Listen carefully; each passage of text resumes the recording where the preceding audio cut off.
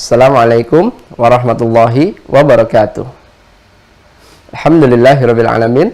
Wassalatu wassalamu ala Rasulillahil karim wa ala alihi wa sahbihi wa man wala, amma ba'd. Selamat datang Mahasantri Mahaislam Rafiatul Akhyar, atau yang biasa kita kenal dengan Mahasantri Mira Institute. Bagaimana kabarnya?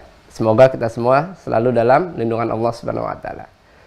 Puji dan syukur mari kita panjatkan kehadirat Allah Subhanahu wa taala yang masih memberikan kesempatan kepada kita semua untuk bisa kembali berjumpa pada pertemuan subuh kali ini.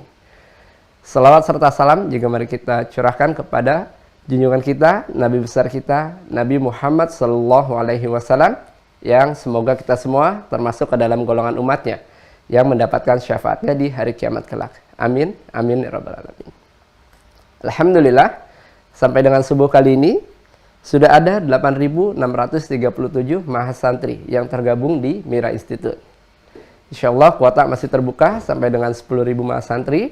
Untuk itu, bagi teman-teman yang ingin tergabung menjadi keluarga besar Mahasantri Mira Institute, silahkan daftarkan diri teman-teman dengan cara masuk ke website resmi Mira Institute di mira.quantumakhyar.com. Di halaman utama, teman-teman bisa menekan tombol daftar, maka teman-teman akan diarahkan ke aplikasi UAH Corner. Atau teman-teman bisa mendownload langsung aplikasinya di Google Play Store, silahkan cari UAH Corner. Di halaman utama aplikasi UAH Corner, untuk tergabung menjadi mahasantri di Mira Institute, teman-teman wajib memiliki perangkat belajar. Pastikan teman-teman memilih paket buku spesial Mira Institute. Ya, pastikan teman-teman memilih paket buku spesial Mira Institute. Lalu ikuti arahan selanjutnya. Dan pastikan teman-teman menggunakan email dan juga nomor telepon yang ada WhatsApp ya, sesuai dengan yang teman-teman miliki, agar tim admin bisa mengirimkan username dan juga password pada teman-teman sekalian setelah teman-teman mendaftar. Setelah teman-teman mendapatkan username dan juga password, silakan lengkapi data diri teman-teman agar data teman-teman bisa terbaca oleh sistem kami dan teman-teman bisa menikmati setiap fitur-fitur yang sudah disajikan di website resmi Mira Institute, seperti mendownload kitab rujukan atau materi yang sudah di-scan oleh admin dan sudah di-upload di website. Teman-teman juga bisa mereview kembali video-video Mira yang sudah disampaikan sebelumnya secara utuh, dan teman-teman bisa menguji pemahaman teman-teman dengan menjawab beragam macam pertanyaan yang sudah disajikan di website resmi Mira Institute. Bagi teman-teman yang berada di luar negeri, teman-teman bisa menyimpan nomor admin Mira Institute khusus luar negeri agar teman-teman bisa silahkan di-save nomornya yang sudah tertera di layar teman-teman sekalian. Baik. Bagi teman-teman yang sudah jauh-jauh hari mendaftar dan sudah memiliki perangkat belajarnya, silahkan dicek folder email teman-teman di folder inbox-nya. Jika tidak ditemukan, teman-teman bisa mengecek di folder spam ataupun folder junk, karena tim admin sudah mengirimkan username dan juga password kepada teman-teman sekalian. Tata cara untuk melengkapi data diri teman-teman sekalian, silahkan masuk kembali ke website yang sama di mira.quantumakhyar.com. Gunakan username-nya berupa email dan juga passwordnya berupa nomor telepon yang sudah teman-teman daftarkan.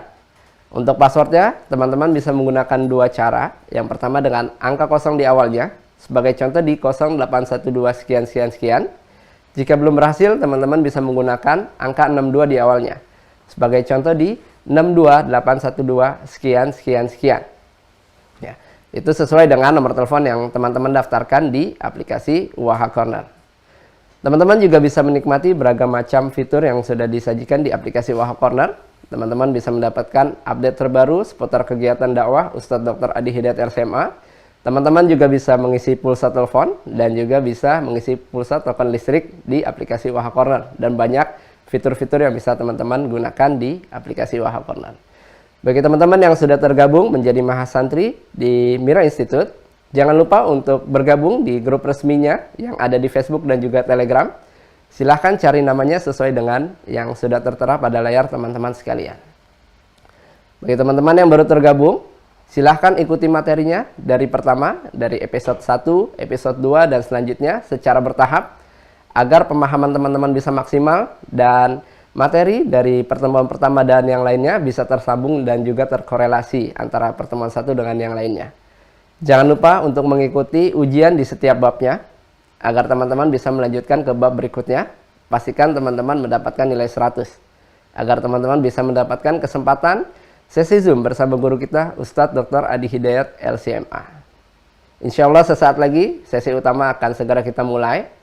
Kami kembali mengingatkan untuk senantiasa menjaga niat kita hanya untuk mencari ridho Allah Subhanahu wa taala. Serius dalam menyimak sesi materi yang akan disampaikan. Siapkan buku dan juga alat tulisnya. Catat setiap materi yang disampaikan. Gunakan pakaian yang sopan, yang sesuai dengan syariat. Duduk yang baik, tidak sambil rebahan, tidak sambil makan. Semoga dengan ikhtiar kita menjaga adab-adab kita di hadapan ilmu, Allah turunkan keberkahan dan Allah mudahkan kita untuk memahami juga mengamalkannya dalam kehidupan kita sehari-hari. Untuk itu, mari kita persiapkan hati kita, pikiran kita, tepikan hal-hal yang bisa mengganggu fokus kita selama sesi materi disampaikan. Terima kasih atas perhatiannya. Assalamualaikum warahmatullahi wabarakatuh.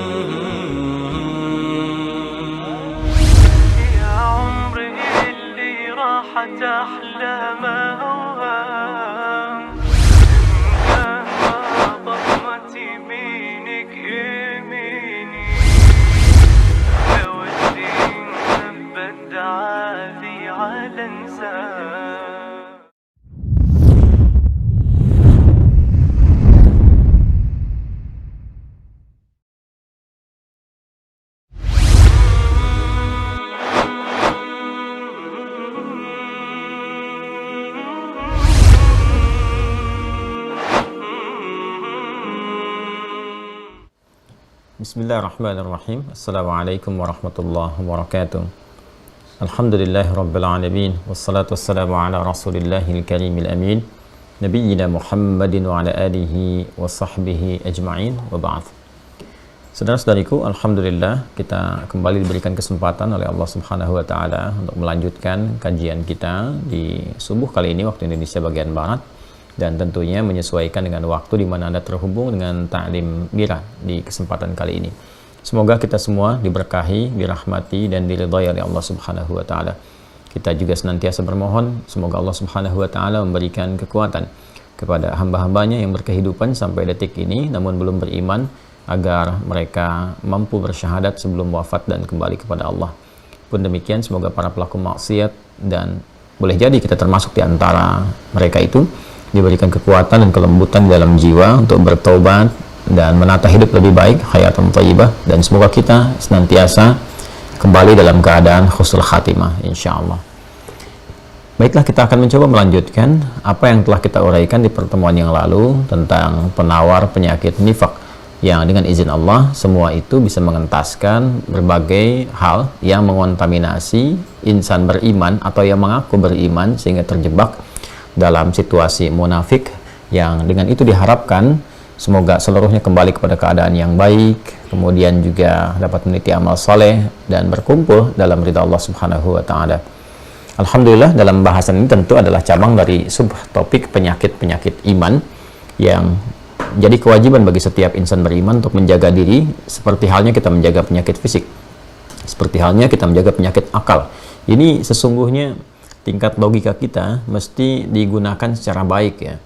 Karena ada kalanya orang lebih melihat kepada penjagaan tampilan luar, lebih menata tampilan luarnya menjadi baik, dia rela bahkan membeli sesuatu yang berkualitas tinggi, perawatan tubuh fisik yang mahal, baju-baju yang elok, yang indah, make up dan sebagainya, bahkan menjaga diri. Ya, saking khawatirnya terkena serangan fisik, membuat satu sistem prokes bagi dirinya yang sangat ketat dan seterusnya. Tentu itu sangat baik untuk menjaga diri secara fisikal dari hal-hal yang bisa melemahkan ya imun-imun fisikal. Namun demikian tidak kalah penting, level di atas itu adalah akal. Jadi fisik itu bagian terluar sebetulnya, ya tingkatan terendah dari 3 bagian yang pokok dalam anatomi manusia. Itu terluarnya adalah fisik.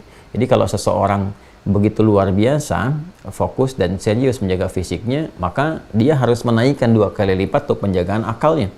Karena kalau akalnya tumpul, nalarnya lemah, ya sehebat sebaik apapun fisiknya, itu juga berpotensi akan merendahkan keadaan dirinya, bahkan menyulitkannya. Betapa banyak orang yang akalnya sehat, cukup baik, bisa mengendalikan bahkan orang-orang yang fisiknya lebih kuat dibandingkan dengan dirinya. Karena itulah kemudian untuk memberikan nutrisi kepada akal supaya akalnya sehat, ya kita membentuk satu sistem pendidikan yang bisa mensupport nutrisi-nutrisi kepada akal sehingga memberikan pancaran-pancaran keilmuan yang kuat. Dan itu yang oleh Al-Quran diberikan isyarat dengan 3 nutrisi utama. Ada tafakkur, ada tadzakur, ada tadabbur, dan turunan-turunan yang lain dari 3 diksi utama ini. Nah, karena itu kemudian teman-teman sekalian, banyak orang bahkan membangun institusi pendidikan dari yang paling dasar, bahkan nanti ada yang TK, ya kan, yang taman bermain, kemudian masuk ke sekolah dasar elementary, ya, SD, kemudian juga ke SMP, SMA sampai ke atasnya. Tingkat perkuliahan dibentuk tingkat lagi untuk apa? Untuk membentuk nalar akal yang sempurna, yang kuat, yang baik, sehingga dengan itu dia berpeluang untuk mengoptimalkan ya nalar pikirannya, membangun dan menyelaraskan dengan fungsi fisik sehingga dapat berkehidupan dengan baik. Ya, di orang-orang yang selesai belajar itu kan diberikan satu pertanda, dia dibolehkan dia untuk menggunakan ilmunya dipraktekkan dalam kehidupan. Dibolehkan itu dalam bahasa Arab disebut dengan ijazah namanya. Ya, karena itu murid-murid yang belajar kepada guru itu dikasih ijazah dengan kata-kata gurunya, ajaztuka, dan aku perkenankan, aku bolehkan kau untuk mengajarkan kembali atau mempraktekkan ilmu yang telah kau serap itu. Makanya orang-orang yang sekarang belajar di institusi pendidikan pun di kampus, bahkan turunan ke bawahnya, ya SMA, SMP dan sebagainya, kan kalau lulus itu aja ijazahnya kan. Ijazah itu dari bahasa Arab, artinya kebolehan, ya sudah qualified sekarang, sudah dites, sudah bagus ilmunya, silahkan dipraktekkan, digunakan sesuai dengan kebutuhan yang ada di masyarakat. Jadi merawat akal itu 2 kali lebih penting dibandingkan dengan merawat fisik. Jadi kalau fisik pun pentingnya luar biasa, maka akal 2 kali di atas itu. Nah, ada yang di atas akal, dimensinya lebih tinggi lagi, yaitu jiwa, roh. Karena roh itu mensupport kepada akal dan juga kepada fisik sekaligus. Ya, jadi kalau kita merawat akal itu sampai sekolah, bertahun-tahun, belasan bahkan puluhan tahun supaya akalnya matang, menggerakkan fisik dengan baik, ilmunya tinggi, punya gelar ini dan itu, maka merawat roh itu 2 kali lipat daripada itu. Ilmu roh itu lebih penting. Ilmu kebutuhan roh lebih penting dibandingkan dengan ilmu kebutuhan akal atau bahkan fisik. Nah, sekarang kadang-kadang tidak proporsional. Ya, manusia kekinian tidak proporsional dalam menempatkan pengetahuan-pengetahuan bahkan nutrisi-nutrisi yang dibutuhkan oleh 3 bagian ini. Ya, saya ingin tunjukkan kepada Anda bagaimana orang untuk mematangkan akal itu sekolah sampai tingginya luar biasa. Belasan puluhan tahun ditempuh untuk mendapatkan kematangan akal dan kenyamanan fisik. Tapi di saat yang bersamaan, kebutuhan roh yang menggerakkan seluruh dirinya, seluruh tubuhnya, menentukan ketenangan, kenyamanan, kebahagiaan, bahkan tidak jarang ada orang melukai fisik karena rohnya kena penyakit. Ya kan? Karena persoalan ria, sum'ah, iri hati, dengki, dendam, bukankah itu melahirkan pertumpahan fisik? Ya, bahkan kehancuran kepada akal. Orang yang rohnya tidak sehat, akalnya kan juga tersupport dengan penyakit. Karena itu, alih-alih ilmunya digunakan pada yang positif, dia rancang kepada hal-hal yang menghancurkan, destruktif sifatnya. Itu yang berbahaya, ya kan? Maka dari itu sebetulnya keilmuan yang mensupport, nutrisi yang mensupport kepada roh, itu perhatiannya 2 kali dibandingkan dengan akal. Ya, kalau kita ke fisik sangat penting, akal 2 kali daripada fisik, roh itu 2 kali daripada akal. Jadi seharusnya 6 kali lebih penting dibandingkan dengan kebutuhan fisik. Penjagaan, perawatan, prokes kepada roh, dan sebagainya. sholat yang kita bawa sampai ke akhirat, betapa banyak ya orang-orang didapati saat ini untuk paham saja bahkan tidak mampu sampai ke sana. Dari sekian ribu kali ruku dan sujud, berapa persen bacaan sholat yang dipahami? Ya, Anda bisa bayangkan, sedangkan itu nutrisinya roh. Ya, adapun hal-hal terkait dengan fisik, wah itu bisa stadium general dulu, pelatihan dulu, training dulu, macam-macam sampai sempurna. Ya, bisa dilakukan untuk mendapatkan kebutuhan fisik, yang keluar pun jadi kotoran juga. Ini kebutuhan akhirat sampai pulang, ya, ilmu fikih tentang sholat, tentang zakat, tentang puasa, tentang haji, yang sesungguhnya membawa dan mengantarkan pada kehidupan abadi, ya itu yang kurang rasanya untuk dipelajari dan dimantapkan dalam kehidupan. Nah, kita hanya mengambil percikan kecil dari hal yang penting ini untuk merawat suasana hati dulu, menjaga dari penyakit. Nanti kalau sudah sehat, supportnya kepada syariat, kepada fikih. Nanti saat masuk fikih, kita akan bahas bagaimana nutrisi itu diberikan dengan baik. Nah, di pertemuan yang lalu kita telah sampaikan tentang bagaimana merawat, menjaga penyakit-penyakit yang bisa mengontaminasi kepada iman, ya, yang ada dalam hati, dalam roh. Karena iman itu adalah titik spiritnya, nuatnya, ya, yang ada dalam jiwa takwa itu puncaknya harus dijaga, dirawat dengan baik. Sebab kalau imannya bagus, imunnya kuat dan amannya muncul. Ya, ini kesatuan, satu kesatuan. Jadi orang iman itu cirinya merasakan keamanan. Aman itu ketentraman, kedamaian dalam jiwa, aman dari kegelisahan dunia, dan aman dari ancaman akhirat. Ya, jadi faulaika lahumul amnu, dan mereka mendapatkan keamanan, ketentraman. Jadi kalau orang imannya bagus, maka imunnya kuat dan dia merasakan keamanan dalam jiwa dan perilaku kehidupannya. Di pertemuan yang lalu kita telah membahas tentang penyakit yang sangat penting untuk kita kaji, dan ini sumber penyakit awalnya, yaitu nifak gitu ya. Dan sudah kita turunkan sampai ke formulasi obat penawarnya, tinggal kita bahas detailnya di pertemuan kali ini. Jadi kalau saya membuat sebuah alur pembahasannya, ya, tentang bahaya nifak itu, penyakit pertama itu kan, dan kita beri judul, ya, penyakit iman.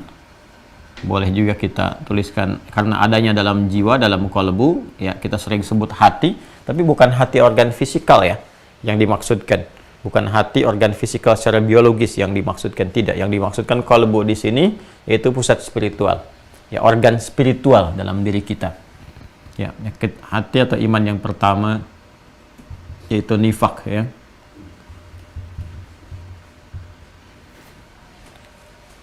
Alur pembahasannya begini, ya, Sondrun. Saya berikan alurnya dulu ya, supaya kita mudah untuk mencernanya. Ini berkali-kali saya turunkan, tapi belum saya lengkapi sampai yang terakhir.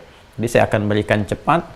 Di sini Sodron, Sodoron, kemudian di sini ada kalbu, ya, di kolobon. Nanti saya padukan dengan dalilnya untuk memudahkan pemahaman kita. Di sini ada nafsun, nafas, kan? Di nafas ada, nah ini kita turunkan. Sini takwa. Sini kemudian ada iman. Ini ada 6 simpul. Kesini ada fujur. Kita berikan garis seperti ini. Ya. Dan ini bisa bocor begini. Ya. Harusnya seperti ini supportnya. Baik ya. Nah, dari sini nanti masuk ke akal. Ya. Dari sini masuk ke fisik. Bagian terluarnya, eksekusinya. Di sini menjadi perbuatan, amal. Ya, ini masih standar nih. Ini kalau yang saya kurungi, ini masih netral. Bisa saleh, baik. Kemudian bisa salah, buruk atau su. Ya. Ini alurnya ya. Jadi yang normal itu, ini. Yang normal dari sini nih. Ya, dan support kepada yang normal itu nanti ada malaikat. Ya. Ini bisa Anda temukan detail dan dalil keseluruhannya, teman-teman sekalian, pada video-video sebelumnya. Ini kita sudah edisi ke-58. Ini sudah kurang lebih 58 video. Rata-rata 2 jam kita gali ya. Dan ini saya terangkan detail. Sebelum masuk ke sini, ini sudah kita terangkan dulu di simpul yang kedua. Jadi kalau Anda lihat bagan seperti ini, Anda kembalikan ke simpulnya. Ya, jadi kalau saya tuliskannya, berarti ini simpul yang kedua, kan? Seterusnya. Nah, ini normalnya begini.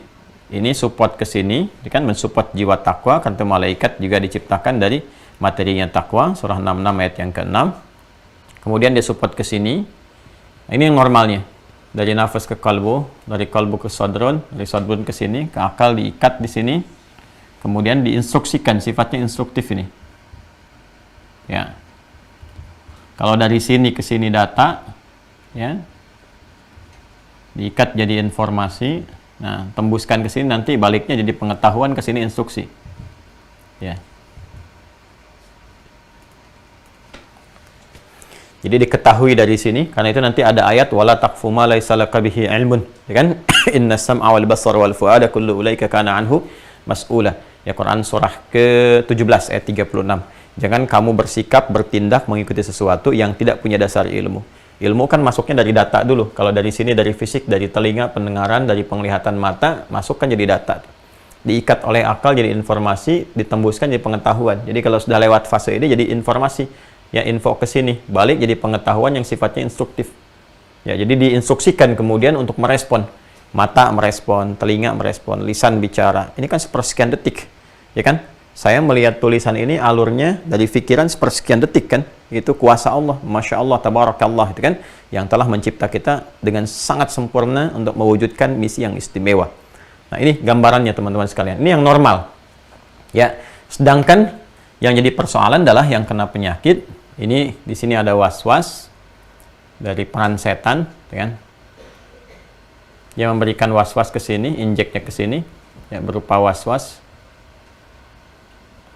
Ya, di surah An-Nas, alladzi waswisu fi sudurin nas. Jadi informasi yang masuk dari sini, ini kan ditembuskan ke sodrun dulu nih, masuk sini kan sodrun nih luarnya. Jamannya sudur, bagian terluarnya. Nah, ini dikontaminasi dari sini oleh setan.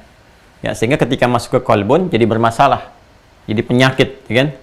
Jadi penyakit nih. Jadi kalau biasanya organnya biasa digunakan pada yang baik-baik, ini ada filter. Tapi kalau enggak, jadi persoalan di sini. Ya, nanti kita turunkan filternya. Alladzi yuwaswisu fi sudurin nas, sodrun ke sini di bagian ini, maka dia bawa penyakit sampai ke kolbun. Tembus ke sini kan? Fi qulubihim marad. Ya, fi qulubihim marad. Ini yang Quran surah kedua ayat 10. Tembus ya ke nafas, mengontaminasi ke sini. Nah, di hadis Muslim dikonfirmasi melalui sabda Nabi disebut dengan naktah sauda. Ya, naktah sauda, titik-titik hitam. Nah, karena maksiat, karena dunia dan sebagainya. Kadang-kadang nggak langsung maksiat, kadang-kadang ya dunia dulu. Tawarkan netral dulu sifatnya, naik, merasa nyaman dengan uang banyak, merasa nyaman dengan proyek bagus dan sebagainya. Ini nanti muncul jebakan. Ya, mengarah kepada korupsi, sogok menyogok, macam-macam. Puncaknya maksiat nanti. Ya. Pertama maksiat mata dulu, dilihat, dibuat normal seperti biasa, kelihatan banyak, nafsunya kan aktif. Ya, begitu aktif nafsunya kan nafsu itu menyenangi sesuatu secara kuat. Jadi kalau sudah merasa nyaman, ya, terus dia ingin mencoba lagi terus lagi. Nah, cuman kalau nyamannya dari was-was ini penyakit. Naktah sauda di sini. Biasanya kalau sudah dunia berlebihan atau maksiat berlebihan, ini tertutup, ya bawaannya nanti malas untuk ibadah. Kan lawan dunia itu akhirat. Otomatis lawan dunia itu akhirat. Jadi kalau dunianya berlebihan, akhiratnya lemah, ya kan? Kalau akhiratnya kuat, dunia itu ya nggak terlalu penting. Jadi ikut aja nanti sebutuhnya aja. Tapi kalau ini dunianya terlampau kuat, akhirat melemah. Akhirnya orang yang terlalu sibuk dunia, otomatis akhiratnya pasti melemah. Kebutuhan akhirat kan bekal-bekalnya ibadah. Ya, makanya jangan heran kalau untuk sholat itu ya tidak punya kemampuan yang cukup kuat untuk berjamaah, ya kan? Untuk menunaikan tepat waktu, apalagi harapan untuk mengerjakan yang sunnah atau tambahan-tambahan ibadah lain dan sebagainya. Ini melemah nih. Kalau ini melemah, lama-lama jadi tertutup.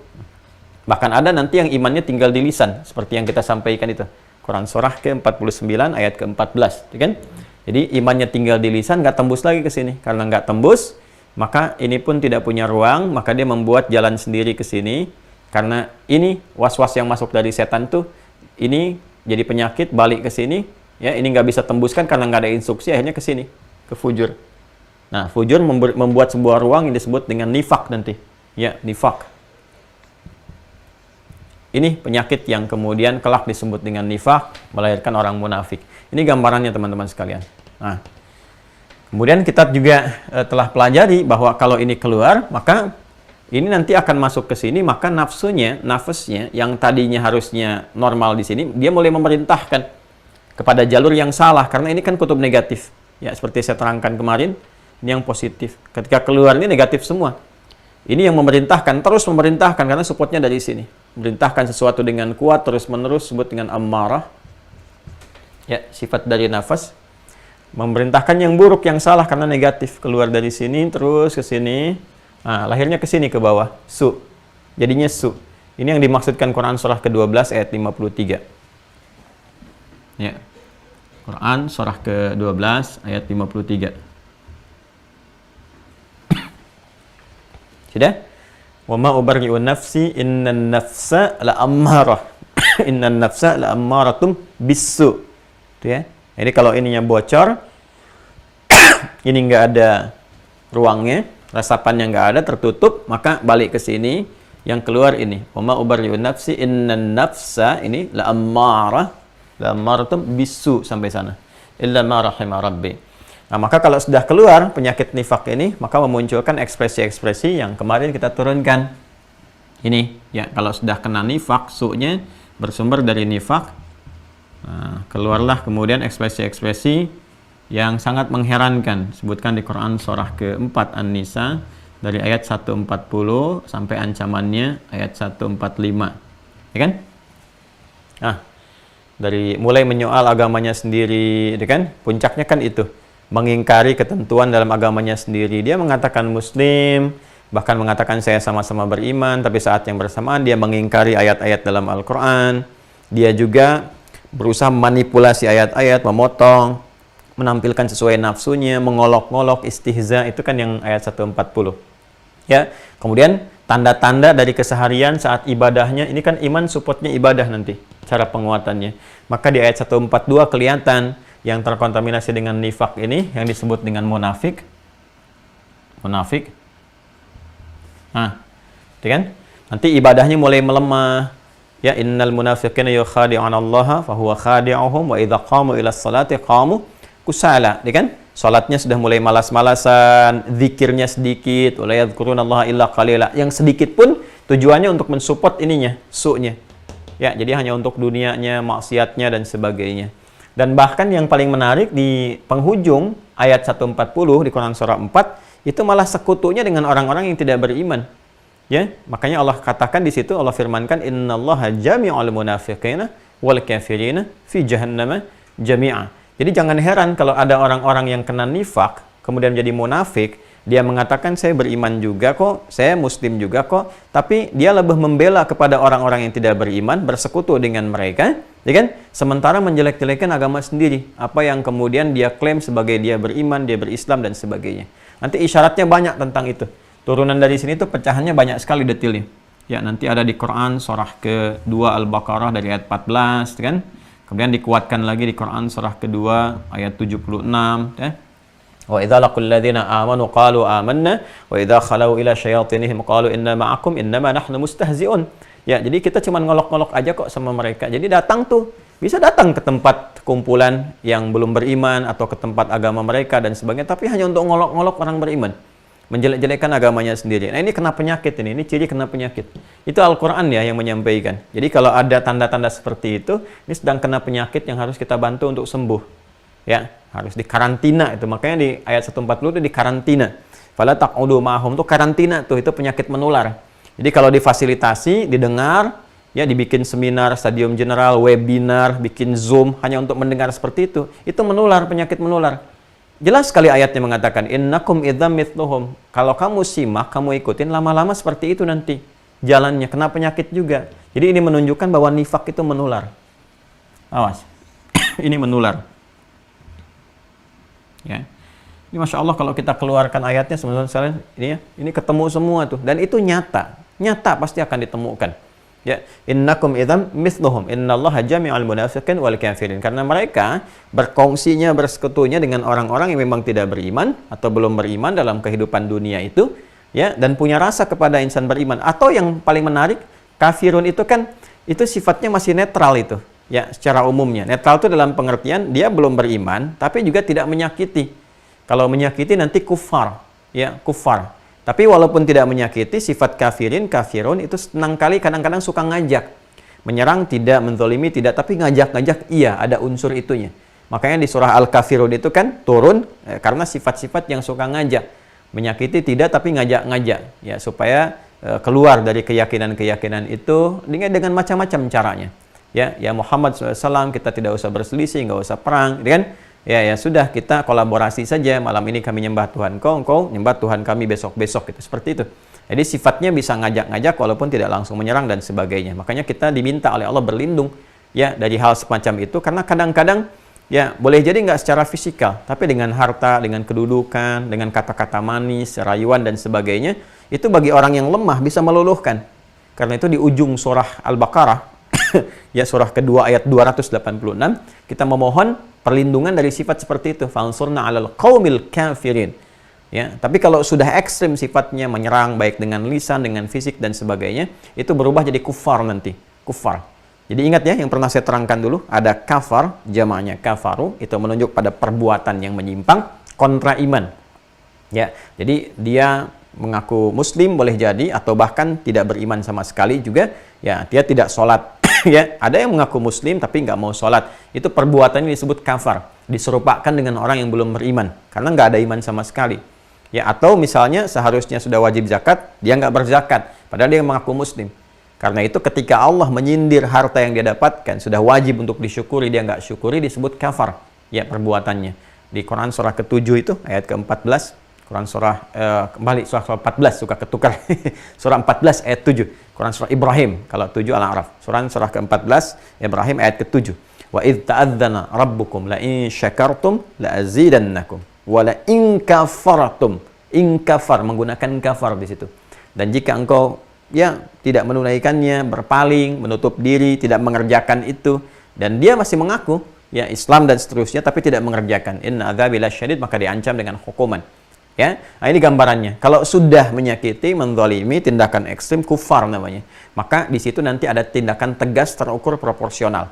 Itu yang dimaksudkan di Quran surah ke-48 ayat 29. Muhammadur Rasulullah walladzina ma'ahu asyidda'u 'alal kuffar. Gitu ya. Ya itu. Jadi proporsional sekali, pilihan diksinya itu sangat luar biasa.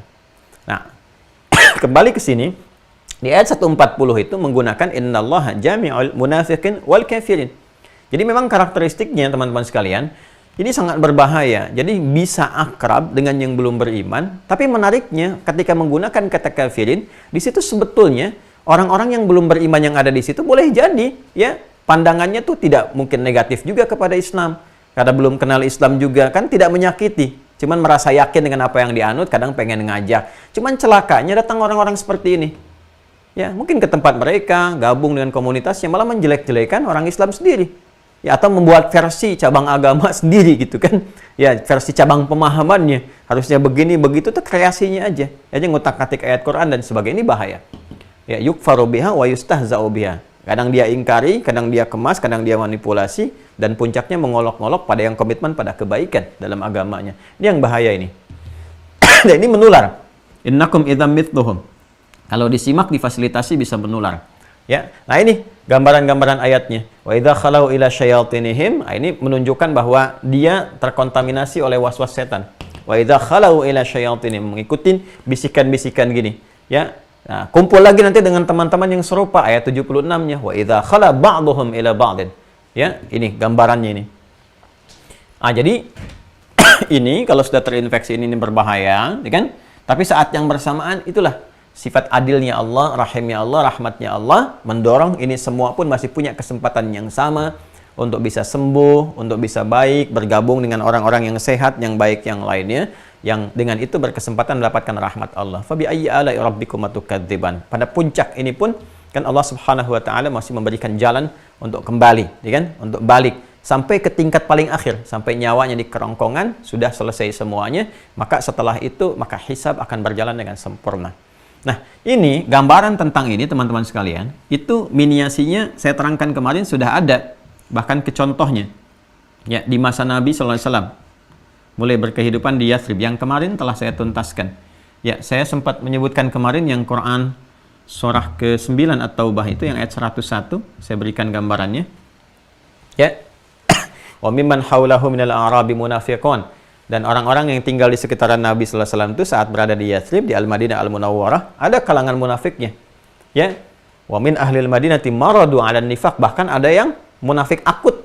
Maradu 'alan nifaq itu munafik akut. Ya, marad itu sejati yang kemarin saya sampaikan itu. Yang kata Nabi sallallahu alaihi wasallam punya 4 ciri, yang terakhirnya wa idza khasama, ya kan, fajara. Kalau sudah merasakan berbeda, ingin berselisih, ya sudah makar di belakangnya. Keluar semua hal-hal yang ada di fujurnya itu. Ya kan? Nah ini, wa mimman haulahum minal arabi munafiqun. Saya nggak bicara kondisi kini ya, yang saya contohkan itu masa Nabi. Kalau ada yang sekarang seperti itu, nah itu ketinggalan sebetulnya. Sudah ada yang dulu seperti itu. Dan kita sudah diberi contoh cara mengatasinya. Karena itu, kita bisa mengambil pelajaran dari masa-masa orang dulu, bagaimana Nabi memberikan terapi kepada mereka berdasarkan petunjuk wahyu. Cuma nanti pilihan kembali kepada orang-orangnya. Yang mau sembuh ada, yang bertahan dengan sifat nifak sampai wafat juga ada contohnya. Seperti Abdullah bin Ubay bin Salul, dan seterusnya. Nah, maka ini pelajaran penting bagi kita untuk mengambil hikmah dari masa-masa lalu itu untuk dibawa dan mengatasi persoalan kekinian yang mungkin kita hadapi. Boleh jadi kalau ini digambarkan contohnya ada, diperingatkan kita, artinya apa? Peristiwa itu dimungkinkan terjadi di masa depan. Kan saya pernah menyampaikan salah satu rumus dalam tafsir. Jika tidak disebutkan siapa tokohnya, kapan kejadian tepatnya, ini menunjukkan bahwa peristiwa dimaksud akan terjadi lagi di masa depan dengan tokoh yang berbeda, ya kan? Suasana yang berbeda, tapi substansinya serupa, sama-sama begitu. Ya, kalau Anda mau cek misalnya dalam kehidupan sekarang, pernah nggak Anda dapati orang-orang yang ya senang kalau kumpul dengan orang-orang yang belum beriman, boleh jadi mereka juga ngerti apa-apa, tapi di situ menjelek-jelekan orang Islam sendiri atau agamanya, senang ngolok-ngolok, bikin konten sesuatu yang mengolok-olok Islam dan sebagainya. Tadi 3 ciri tadi akan ketemu. Baik kafar, kafirin, kafirun. Nah, sekarang bagaimana kemudian memberikan terapi untuk menyembuhkan dan mendorong kepada kebaikan-kebaikan sehingga jadi baik semua. Itulah indahnya Islam. Pada titik seperti ini pun masih diberi kesempatan untuk baik. Ya, masih diajak untuk baik dan seterusnya. Dan proporsional sifatnya, tergantung kadar-kadar yang ada. Ya, tindakan-tindakan yang keluar. Sifatnya sangat proporsional. Apakah ada tindakan hukum, atau tindakan sosial, ke akhlak, ke adab, dan sebagainya. Maka ini proporsional.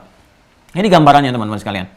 Nah, ini terdapat was-was pada mulanya kan penyakit ini. Siapa yang mewaswaskan? Setan. Tuh, saking kagetnya, spidol jatuh, suaranya kencang. Boom, gitu kan. Memang setan tuh berbahaya gitu. Nah, jadi ini memberikan was-was dengan sifat yang kontra dengan rahmat. Ya, di sini ada rahmat yang kemarin saya terangkan. Kemudian Allah Subhanahu wa Ta'ala secara sempurna mencakup semua rahmatnya dengan sifat Rahman dan Rahimnya. Ya, Rahman, keluasan rahmat Allah yang diberikan pada seluruh hamba saat berkehidupan di bumi, yang dengan itu dimungkinkan mendapat keberkahan hidup, kembali kepada hidayah, dan dengan itu mendapatkan rahmat di akhirat berupa surga. Nah, pemberian rahmat secara terbatas ini, dan sifatnya juga sangat luas tanpa batas, terbatas pada insan beriman saja, yang menjemput sifat rahmat di Rahman, ya, dia dengan imannya, dengan amal solehnya mendapatkan rahmat, kasih dari Allah, pemberian surga tanpa batas kenikmatannya disebut dengan Rahim. Dari sini rahmat, ya kan?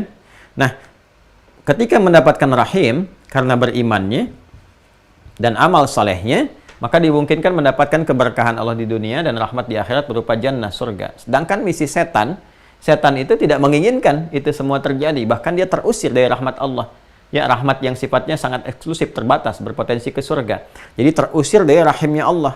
Ya, karena perbuatannya sendiri. Dia mengeluarkan diri dari rahmat Allah sehingga tidak mendapatkan rahimnya Allah. Lawan dari rahim itu rajim. Bima'nal marjum. Terlempar dan yang melemparkan diri sendiri. Ini. Karena itulah kita memohon kepada Allah, gitu kan? Dengan sifat rahimnya, kita mengucapkan Bismillahirrahmanirrahim. Supaya apa? Supaya segala yang kita kerjakan tidak diikuti, diprovokasi, atau diinfiltrasi oleh ini. Minasyaitonirrajim. Bahkan kita meminta langsung perlindungan kepada Allah dengan mengatakan A'udzubillahi minasyaitonirrajim. Apa hubungan dengan ini, penyakit nifak ini? Ketika dia memberikan was-was ke sini, teman-teman sekalian, ya, dan ini mengeluarkan satu gambaran keburukan dari sini, akan kembali ke surah Yusuf, surah 12 ayat 53. Ya, Allah berfirman, "Wa ma ubarri'u nafsi," ini, "innan nafsa la'ammaratun bisu," dari sini, "illa ma rahima rabbi." Ini. Illa ma rahima rabbi. rabbi. Rahima. Rahima itu verb, kata dasar, ya. Bentuk past tense, fi'il maldi, kata dasar. Jadi kalau past tense itu fi'il maldi sekaligus kata dasar, kata kerja dasar dalam bahasa Arab. Ini kata dasar, turunan dari sini. Ya, rahima yarhamu rahman, rahman wa rahmatan. Ya, fahuwa rahimun, mubalaghahnya rahman dan rahim. Jadi rahman, rahim, rahmat, kata dasarnya rahimah. Ya. Ini setan itu begitu mudah nanti memberikan satu ya provokasi, menanamkan penyakit-penyakit, menginjek ini penyakit ke dalam jiwa sampai ke sini. Illa ma rahima rabbi, kecuali yang dilindungi oleh Allah dengan rahmatnya ini. Ya, ketika dirahmati oleh Allah, maka sifat rajim setan nggak bisa melemparkan ini ke sini. Ya, maka kita penting mendapatkan rahmat Allah Subhanahu wa taala. Ini rahmatnya ditemukan di mana? Untuk mendapatkan penawar dari sini. Ya. Karena ini menginjeknya dari sini langsung, dari sudur. Masih ingat kan ya? Alladzi yuwaswisu fi sudurin nas. Maka kita pun meminta dulu perlindungan kepada Allah supaya ini ada filter di sini. Ini kan sudur nih, kotak besarnya. Ya. Dari akal tembus ke sini, ini kan infeksinya ke sini.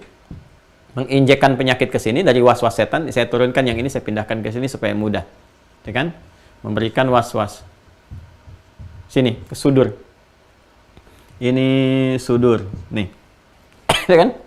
Maka kita memohon kepada Allah supaya dibentengi dari sini. Ya, ada filternya, dirahmati sejak dari sini supaya kesininya bersih, baik. Maka Allah sampaikan misalnya di Quran surah ke-10 yang kemarin saya bacakan, surah Yunus ayat 57. Ya, paling kiri, agak ke atas sedikit, masih di pertengahan. Ya ayyuhan nasu. Sudah, hai semua manusia.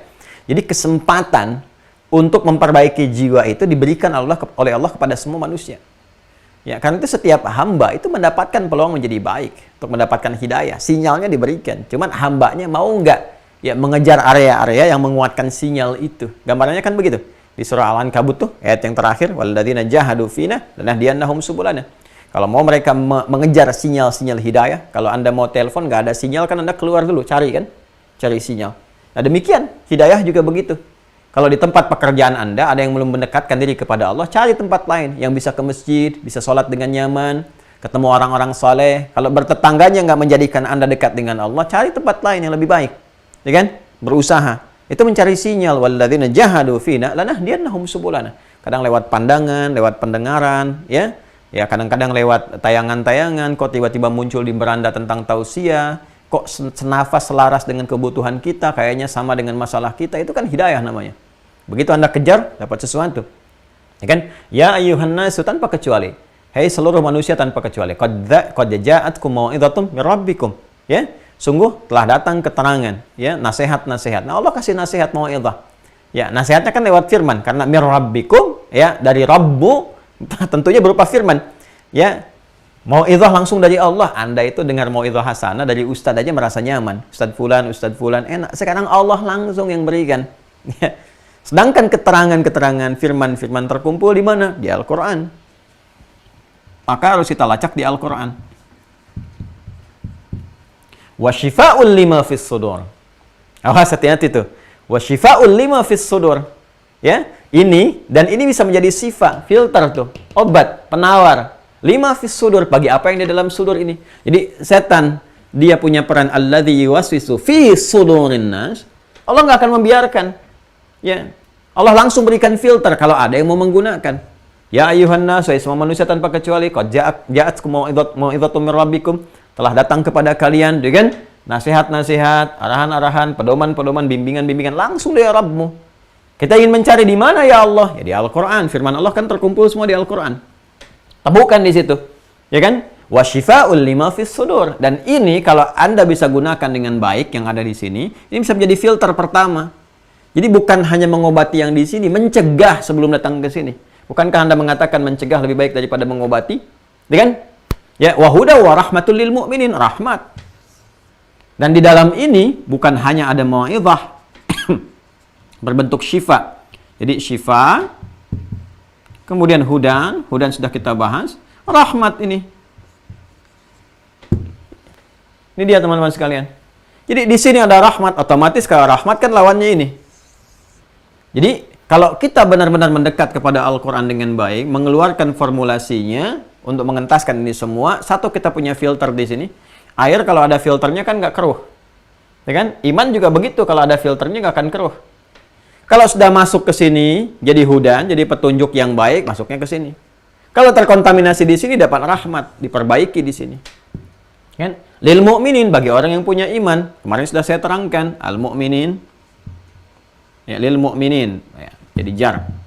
Ya kan? Kemudian ini jamak dari kata mu'min. Mu'min itu pemilik iman. Ya, sedangkan iman adanya di sini.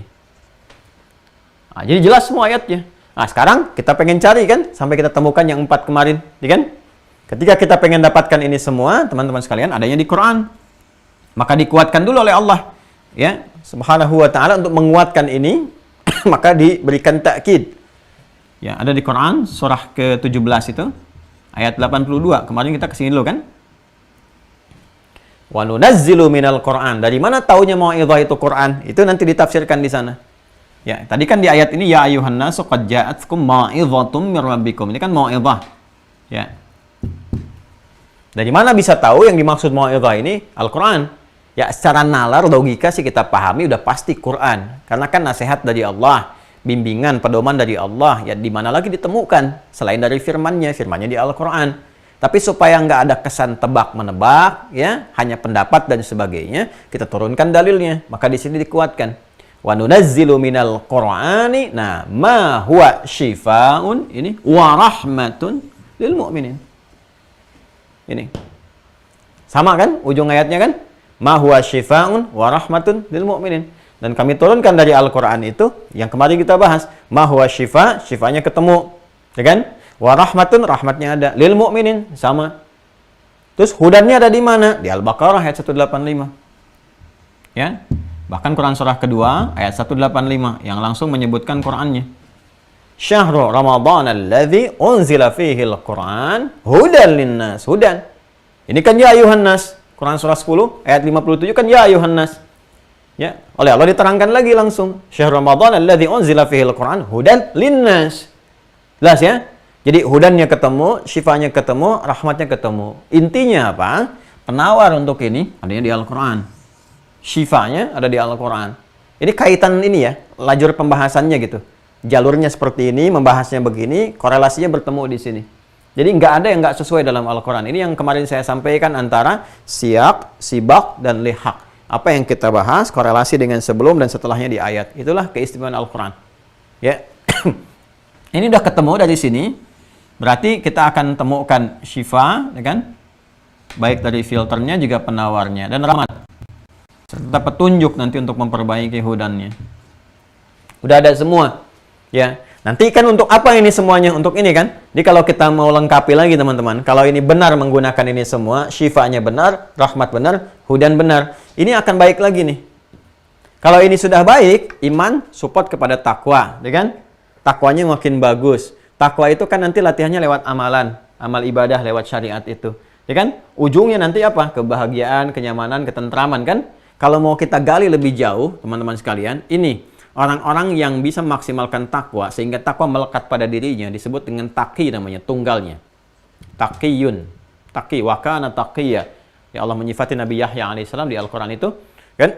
Ya Yahya khudhil kitaba biquwwatin wa atainahu al-hukma sabiyya wa hananan min ladunna wa zakatan wa kana taqiyya wa barran biwalidayhi wa lam yakun jabbaran asiyya wa salamun alaihi yawma wulida wa yawma yamutu wa yawma yub'atsu hayya. Yang Quran surah 19 itu.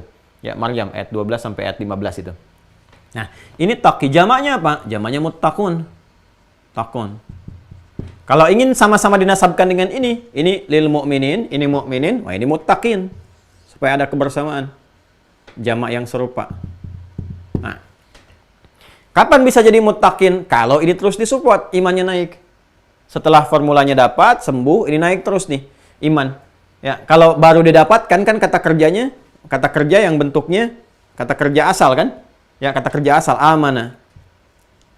Jamaknya amanu. Ya kan? Kata kerja dasarnya ini. Kalau ingin terus disupport naik latihan pakai itu, pindahkan ke mudhari bentuk progresif, yu'minu. Jamaknya apa? Yu'minun. Tuh. Jadi kalau orang mendapatkan hudan, terus disupport, terus naik, ini naik terus tuh, karena banyak yu'minun. Jadi dari ayuhan nasu, jadi ya ayuhalladzina amanu. Ya ayuhan nas, pindah ya ayuhalladzina amanu. Makanya kalau imannya dapat, panggilannya berubah. Dari ya ayuhan nas, jadi ya ayuhalladzina amanu. Terus dinaikkan, jadi yu'minun. Semakin hudannya bertambah, yu'minun, naik. Maka support naik ini, takwa jadi identitas, muttaqin. Kalau sudah jadi identitas, turun ke bawah, sholatnya enak, infaknya gampang, ke Al-Quran bagus, puncaknya dapat kebahagiaan. Ya, kebahagiaan, kesuksesan disebut dengan falah. Kalau digenggam, dapat terus melekat jadi aflah. Orang yang mendapatkan ini dari muflih. Jamaknya namanya muflihun. Aflaha yuflihu. Ya, orang yang muflih, jamaknya muflihun. Kalau Anda ingin gabungkan ini ke sini, ke sini, ke sini, sampai ke sini, ya udah, Al-Baqarah ayat 2 sampai dengan ayat 5. Quran surah kedua, ayat 2 sampai 5. Dzalikal kitabu, Al-Kitab, Al-Quran, la raiba fih, hudan lil muttaqin. Alladzina yu'minuna bil ghaibi wa yuqimuna as-salah, tadi, wa mimma razaqnahum yunfiqun, infaq. Walladzina yu'minuna bima unzila ilaik, Al-Quran. وَمَا أُنْزِلَ مِنْ قَبْلِكَ وَبِالْآخِرَةِ هُمْ يُوقِنُونَ أُولَئِكَ عَلَى هُدًى مِنْ رَبِّهِمْ وَأُولَئِكَ هُمُ الْمُفْلِحُونَ. Kalau mau ke surganya, langsung ambil surah Al-Mu'minunnya, pemilik-pemiliknya. Langsung ke Firdausnya, dari ayat 1 sampai dengan terus ke 9. Sampai ke 11 kalau mau. Gitu kan? Ya, kita akan temukan di situ. Ya, ulaika humul warithun alladzina yarithuna al-firdausa hum fiha khalidun. Ini gambarannya teman-teman. Jadi semuanya tuh lengkap sekali, Masya Allah. Gitu ya. Ya karena firman Allah udah pasti itu, ya udah pasti sempurna gitu. Ini gambaran asalnya. Nah sekarang kalau kita ingin keluarkan formulasinya, dapatlah kita yang 4 kemarin. Bagaimana kita bisa mendapatkan penawar semua ini untuk bisa memperbaiki yang ini? Ya maka kita dapatkan kemarin 4 penawarnya di Quran surah keempat, ya kan? Ayat 156 kan kemarin? 146. Ayat 146. Ya kan? Illal ladzina tabu, ini yang kemarin tak berhenti di sini. Taubat, wa aslahu, islah, kemudian wa'tasamu, al-i'tisam, wa akhlasu dinahum lillah, al-ikhlas. Dah. Nah, jadi kalau Anda mencari ini, di mana kita temukan syifanya, rahmatnya, untuk jadi hudannya, ya kan? Supaya ini bisa disembuhkan penawarnya di sini. Ya. Kan tadi diminta ditemukannya di Al-Quran. Di mana di Al-Qurannya? Di sini temukannya. Quran surah keempat, ayat 146. Ya kan? Kalau sudah ini ditemukan kembali, disembuhkan kembali dengan ini semua penawarnya, maka balik lagi ke sini suasananya. Imannya bersih lagi, jadi mukmin lagi, mukminin lagi. Makanya lanjutan ayatnya kan, faulaika ma'al mu'minin. Maka mereka akan bersama lagi dengan orang-orang beriman. Wa sawfa yu'tillahul mu'minina ajran 'azima. Maka kalau sudah mukminin lagi, nah ini sudah ibadah lagi, amal soleh lagi, pahalanya melimpah lagi, kembali seperti awal. Ini yang dimaksudkan. Nah, ini yang kemarin saya ingin tunjukkan bagannya seperti ini gitu, alur pembahasannya nih. Dari awal membahas ini, penyakit nifak sampai ketemu ke sini. Nah, sekarang tugas kita kan merincikan ini. Ya, 4 penawar ini. Itu kita berhenti di sini kan kemarin. Nah, ini mukadimah. Sekarang yuk kita detilkan. Taubat dan islah, kaitan dengan rahmat dan turunan-turunan ini. Masih ingat tadi teman-teman sekalian? Ya. Ini kan gambarannya dari sini penyakit ya, ke nafas. Ini kenapa saya buat di awal? Ini bukan bermaksud untuk mengulang ya, tapi taksis di makna jadi untuk menguatkan ada sesuatu yang penting akan kita dapatkan. Kalau saya nggak berikan gambaran akar begini, nanti saat disebutkan nyambung, saya harus balik lagi dan lebih jauh lagi. Ya, karena itu apa yang saya sampaikan insya Allah akan ada pengaruh pada apa yang akan kita bahas. Dari sini kalau terkena penyakit, kan fujur yang muncul, kenafas amarah bisu, ya kan? Jalurnya kan melenceng kan? Seharusnya dari sini, ini melenceng nih. Ya. Melenceng jadi ke sini. Jadi bikin jalur sendiri. Ya, melenceng jadi asa, maksiyah. Ya, perbuatan melencengnya fasaka, pernah saya terangkan dulu. Sifatnya fusuk, orangnya fasik. Karena ini asalnya nggak punya sesuatu, ya, terus dia menyandarkan kepada setan, was-was setan, sehingga bikin jalur sendiri, menyandarkan pada sesuatu, ya, seperti yang lemah, kemudian pakai pegang tongkat, disebut dengan asa namanya. Ya, tongkat bahasa Arab disebut dengan asa. Perbuatannya disebut dengan maksiat. Muncul sendiri ke sini. Maka keluar su. Nah, karena jalur yang salah, kalau ini saya buat jalur begini, harusnya lurus. Terus dia keluar dari jalur begini. Sehingga keluar di tempat yang salah. Harusnya soleh, stasiun soleh dia berhenti. Ya, tapi dia bergeser ke tempat yang salah. Ke sini. Maka dia harus balik nih. Ya, ini harus balik lagi kan? Harus balik lagi. Kembali kepada jalur yang benar lagi. Bisa percepatan ke sini, bisa kembali ke awal ke sini. Awas nih. Makanya nanti orang-orang yang walaupun pernah terkontaminasi oleh penyakit dan sebagainya, kalau sembuh dan sembuhnya bagus, bisa ada percepatan tuh, bisa ada lompatan. Bisa lebih soleh dari orang-orang sebelumnya yang biasa. Tapi kalau misalnya ini akut, ya baliknya ke sini lagi, mulai lagi, belajar lagi dari awal dan sebagainya. Ini kembali kepada jalur semula yang benar, kembali kepada jalur yang benar, itu bahasa Arabnya disebut dengan taba. Ya. Taba yatubu. Taba yatubu. Sifatnya, keadaannya disebut dengan taubah. Taba yatubu taubatan. Nih. Pelan-pelan ya. Jalurnya salah nih, pengen balik lagi. Maka verbnya dinamakan taba namanya. Yatubu. Kembali ke jalur yang benar. Ya. Makanya kalau orang belajarnya pengen baik lagi, kembali ke jalur yang benar, tapi lewat YouTube, nah ini dipakai tasdif. Taba yatubu YouTuban. Taba yatubu YouTuban. Sorop orang sekarang gitu kan. Jelas ya? Ini taba. Kembali ke jalur yang benar. Sudah? Sifat keadaannya disebut dengan apa? Taubah. Orang yang kembalinya ya disebut taib. Taibun. Dan kesungguhannya untuk kembali disebut tawab.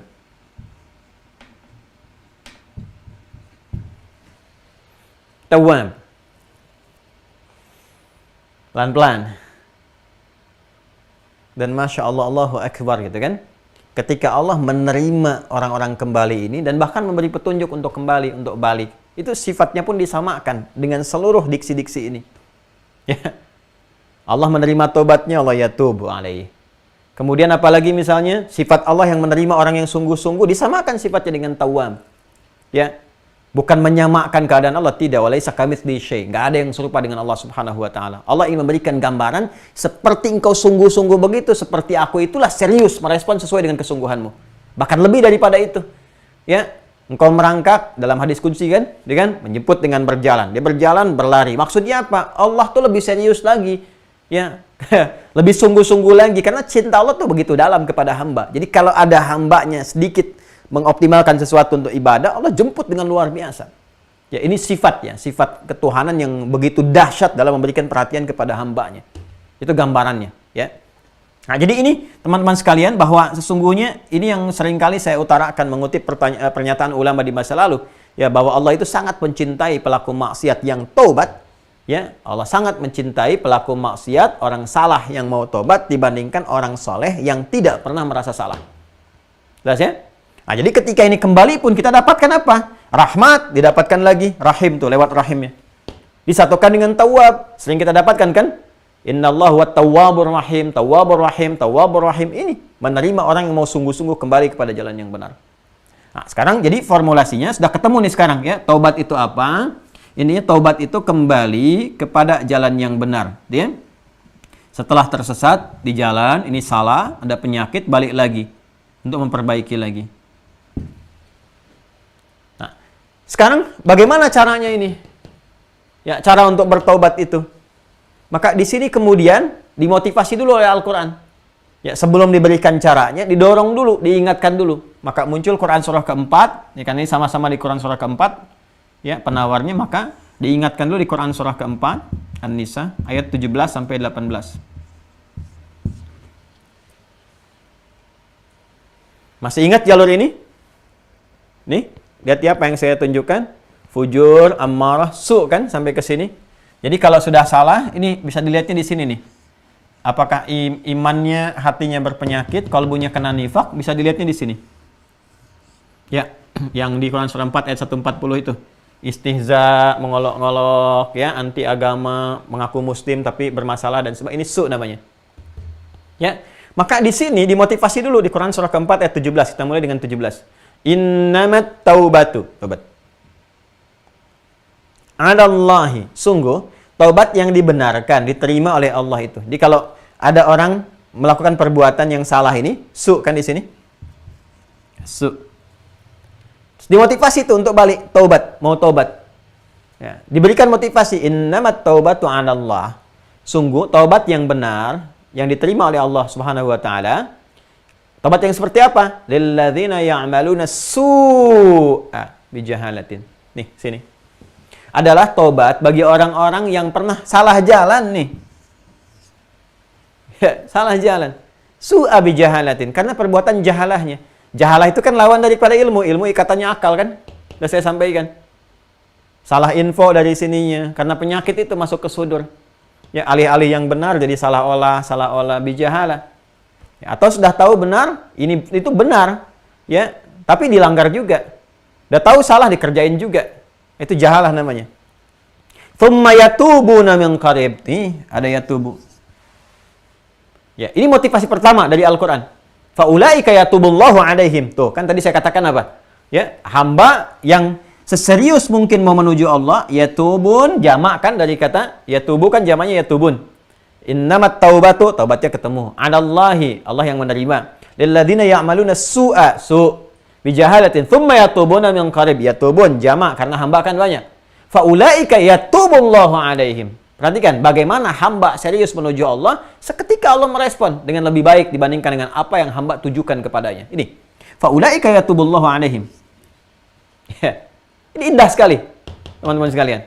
Ya, dan nanti kita dapatkan formulasi tawab, rahim, ketemu semua di situ.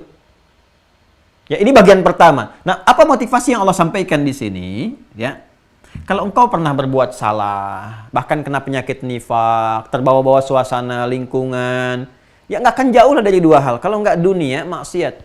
Nifak itu sumbernya. Ya, kalau nggak dunia, tadinya baik-baik, dikasih dulu jabatan, kedudukan, atau harta sedikit, dibayar cukup mahal dan sebagainya, diajak jalan-jalan, merasakan kesenangan dunia yang semata dan sebagainya, rusak tuh kalbunya.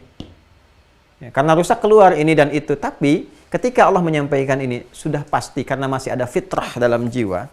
Dan di antara fungsi fitrah itu dua.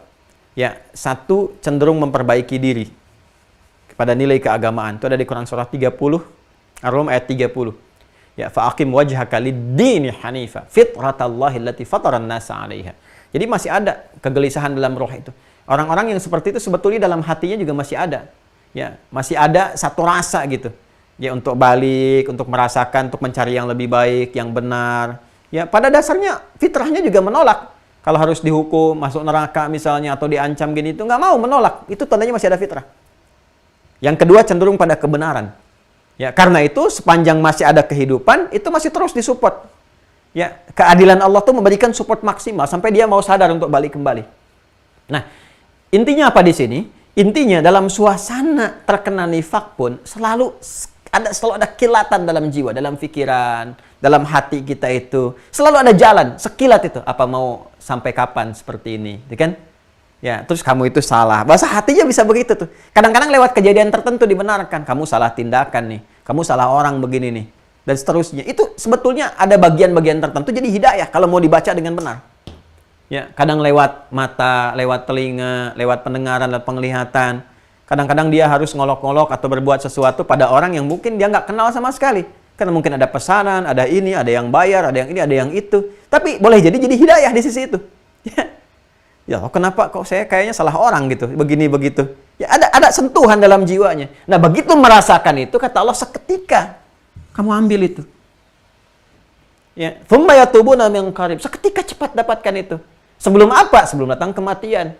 Jadi puncaknya di ayat ke-18 nanti, kalau sudah terakumulasi kamu nggak ambil, su ini menjadi sayyiat. Kalau jamak nanti semakin buruk jadi sayyi, sayyi itu semakin buruk. Dari su, kalau sudah dia kualitasnya bertambah buruk, sayyi, jamaknya sayyiat. Sayyiat. Su berbentuk perbuatan salah. Semakin kotor kesalahannya, semakin buruk sayyi. Allah ya zalam sayyi jiddan. Ini buruk banget nih, nggak pantas begini. Su ada udah jelek, kalau udah sayyi kotor sekali. Jamaknya sayyiat. Kalau sudah terakumulasi, kecil peluang taubatnya. Apalagi mendekati kematian. Ini yang paling bahaya. Makanya di ayat ke-18 jelas dikatakan, "Walaisatit taubatu lilladzina ya'maluna sayyi'at." Kata Allah, mumpung kamu ada kesadaran, lintasan-lintasan itu, cepat ambil peluang tobat. Nanti kalau udah terakumulasi, susah. Makin gelap, makin susah. Alih-alih tobat, nanti dapatnya istidraj. Kalau istidraj, malah yang melahirkan kebencian. Aneh, ngaku Islam tapi benci kepada Islam sendiri. Sudah nggak ibadah, ya ada rasa benci, tapi anehnya ngaku Islam. Ini yang paling berbahaya gitu. Luar biasa. Ya, sampai nanti serupa dengan orang-orang yang ingkar mendapatkan cap stempel di qalbunya khatamallahu ala qulubihim karena perbuatannya akumulasi ini. Walaisatit taubatu lil ladzina ya'maluna sayyi'at hatta idza hadara ahadahumul maut. Qala inni tubtul an. Nanti begitu tiba kematian, tiba nih sakaratul maut, baru ada panik dan sebagainya, panik tingkat tinggi. Ya, panik nggak? Panik. Ya, ini panik tingkat tinggi nih. Nih, luar biasa nih. Setelah panik baru mengatakan ini tubtulan, aku tobat sekarang. Ya persis kayak Firaun kan waktu itu. Oh, saya beriman sekarang pada Tuhannya Musa, Tuhannya Harun dan sebagainya. Udah nggak ada waktunya. Udah selesai. Ya udah nggak berguna, udah nggak ada manfaat. Jelas ya teman-teman sekalian ya. Jadi ini pertama Allah sampaikan motivasi dulu. Sebelum masuk ke sini, ya jalan taubatnya Allah berikan gambaran dulu. Ya bahasa gampangnya gini lah, bahasa paling mudahnya. Hei, apa kamu mau diwafatkan dalam keadaan sedang munafik? Apa mau wafat dengan status munafik? Orang almarhum, anta al-munafik. Gitu kan? Di nisannya tuh kan, orang kan almarhum. Ya, dunia boleh menuliskan sama-sama almarhum. Di langit tertulis al-munafikun. Gitu kan? Ya, paling nanti saat masuk malaikat mungkar dan makir tuh enak aja nulis kamu di atas almarhum. Kamu tuh munafik. Bem! Ya. Fayudrabu fi jabhatihi bimitraqatin min hadid. Maka dipukul di antara dua pelipisnya itu di keningnya dengan palu godam yang sangat besar terbuat dari batu besi yang sangat dahsyat tuh. Kita nggak mau melihat menyaksikan itu. Ya, ini teman-teman sekalian. Ya, kalau bahasa gampangnya cepat tobat, jangan sampai wafat dalam keadaan maksiat. Dan ini pun satu juga motivasi kepada kita, satu penjaga yang kuat. Jadi kalau terfikir, terdorong berbuat maksiat, ingat saat itu wafat. Insya Allah sih yang seperti itu akan menjauhkan kita dari perbuatan buruk. Ya, itu guru-guru kami nasihatkan tuh. Ya, dari hadis-hadis, dari intisari ayat-ayat Quran. Ya, kata Nabi kan selalu ingat kematian. Banyakin ziarah, main-main ya. Ziarah ke kubur, melihat bahwa satu saat kita tuh akan begitu juga dan seterusnya. Ya, yang paling cepat tuh begitu. Kalau ada dorongan, ajakan kepada maksiat, ingat bagaimana kalau wafat saat itu. Ini pun sama, bagaimana kalau belum tobat wafat? Bagaimana wafat dengan status munafik dan seterusnya? Nah, jadi sebelum menerangkan tentang ini, Allah sentuh dulu. Kamu masih nggak mau tobat, bagaimana kalau meninggal kamu itu statusnya munafik? Yang ancamannya tingkat tinggi itu, tadi sudah saya terangkan. Bahkan asfalin minan nar. Ya, fidarkil asfali minan nar. Yang An-Nisa ayat 145 itu, innal munafiqina fidarkil asfali minan nar. Kemarin, yang saya bahas di video kemarin. Nah, setelah kita mengetahui ini semua, ada pertanyaan kan, ya Allah, mau tobat ya Allah. Mau tobat. Gimana caranya? Pengen tobat sekarang. Ya, gimana caranya? Dan seterusnya. Maka pindah ayatnya. Banyak sebetulnya di Al-Quran ini. Ya. Kita coba satu-satu dulu ya. Quran surat 6 dulu, Al-An'am. Ayat 54. Deh. Quran surah Al-An'am ayat 54. Dari tengah ayat sampai ke ujung. Ya, kataba ala nafsi rahmah. Ya, kalau kita buka dari awalnya wa idza ja'akal ladzina ya yu'minuna bi ayatina, langsung Anda ke bawahnya. Sudah? Bagian ke ujung kataba ala nafsi rahmah. Sudah? Allah Subhanahu wa taala menetapkan rahmat ini. Tadi saya katakan kan. Ini balik lagi ke sini. Makanya saya tuliskan ini dulu tadi. Di Quran surah Yusuf kan illa ma rahima rabbi, kita mengharapkan rahmat Allah. Formulasi dari sini ada rahmat nih. Syifa, rahmat sini. Orang sudah berbuat salah, berbuat su, pengen balik, pengen tobat. Kata ba'ala nafsi rahmah. Allah Subhanahu wa taala menetapkan ya pada zatnya, pada dirinya untuk memberikan rahmat. Apa di antaranya? Annahu man 'amila minkum su'an bijahalatin. Ya, bahwa sungguh bagi orang-orang yang pernah berbuat tuh mengonfirmasi Quran surah keempat ayat 17. Di Quran surah keempat ayat 17, ya, Allah berfirman apa? Innamat taubatu 'ala Allahi lil ladzina ya'maluna su'a bijahala. Di sini pun dikonfirmasi Quran surah ke-6 Al-An'am ayat 54. Ya, kata ba'ala nafsi rahmah annahu man 'amila su'an bijahalatin. Orang-orang yang berbuat buruk. Ya, karena apa? Karena jahalah. Ya. Kemudian apa yang dia lakukan? Taba. Ini dapat di sini tadi ini. Lalu dia bertobat. Bagaimana cara bertobatnya? Aslaha. Dengan melakukan islah. Aslaha. Nah, ini langkah pertama untuk mendapatkan taubat adalah aslaha. Sudah? Kalau sudah mendapatkan ini, nanti Allah gugurkan dulu dosa-dosanya. Ini kan mengeluarkan dosa, mengeluarkan dosa. Ya, dosa. Dosa tingkatannya nanti ada 4 ya. Dari dzambun, kemudian dzunubun ma'adzulmi, kemudian yang keempatnya adalah israf, al-israf. Gini. Ini umumnya disebut dengan khata. Ya. Dah, nama umumnya khata, perbuatannya akhta, ya kan? Nanti Allah menurunkan sifat yang memaafkan salah ini dengan nama al-afwu. Al-afwu nanti sifat yang diturunkan untuk memaafkan kesalahan. Khata, perbuatannya akhta. Kalau nanti melahirkan dosa, ya, dosa pertama yang skala kecil tapi tetap dosa, dzambun namanya. Terakumulasi jadi dzunub, terakumulasi dzunubun ma'adzulmi, terakumulasi di israf. Ya, ini pasangannya ghafir, ini ghaffar, ini ghafur, ini rahim. Sudah? Ini dzambun, ghafir, ditemukan di surah Ghafir, surah ke-40 ayat 3. Ghafiridz dzambi wa qabilit taubi. Kembali ke taubat, wa qabilit taubi. Ghafiridz dzambi, Allah kalau sudah mengampuni satu dosa, ya, maka berpeluang menerima taubatnya. Jelas. Jadi yang Allah berikan pertama kali ketika seseorang mau taubat, benar caranya dengan aslaha, memperbaiki diri, aslah, sifatnya islah. Maka yang akan Allah berikan pertama mengampuni dosa-dosanya dulu. Ghafiridz dzambi wa qabilit taubi. Ketika taubat diterima, dosa dihapuskan. Perbuatan-perbuatan buruk itu, ya, nanti dihapuskan dengan taubat yang benar, itu menggugurkan dosa sehingga nanti dihisab di akhirat gak ditampakkan lagi. Kan konsepsinya ditampakkan kan? Fa may ya'mal mithqala dzarratin khairan yarah wa may ya'mal mithqala dzarratin syarran yarah. Ya kan? Nah, ini ketika dihapuskan, digugurkan, sudah nggak ada lagi. Ya. Apa Anda kira orang-orang yang menjadi sahabat Nabi nggak ada dosa sebelumnya? Ya, banyak terjebak dalam jahiliyah. Ada yang musyrik, ada yang jadi musuh kepada Nabi SAW dan sebagainya. Ketika mereka memperbaiki diri, ya, aslaha wa hasuna islamuhum, ya, aslaha wa hasuna islamu, baik, memperbaiki diri dan seterusnya, bersyahadat, gugur semuanya, bahkan di antara mereka ada yang masuk surga tanpa hisab, dijamin lewat lisan Nabi sallallahu alaihi wasallam. Ya. Ini teman-teman sekalian.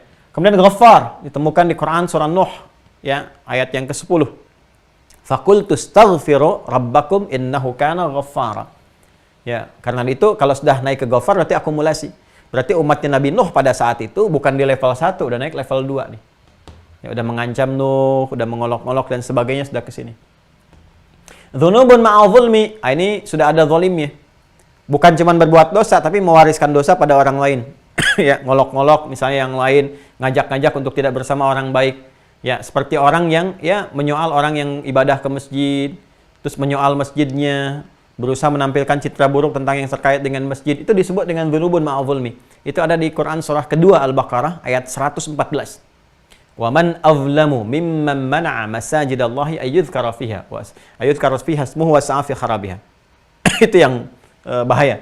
Wa man azlamu mimman mana'a masajidallahi ayyudhkara fiha ismuhu wa sa'a fi kharabiha. Siapa orang paling zalim yang dia mempermainkan masjid, ya, mengondisikan seakan-akan masjid itu adalah misalnya pusat terorisme kalau bahasa-bahasa sekarang gitu kan.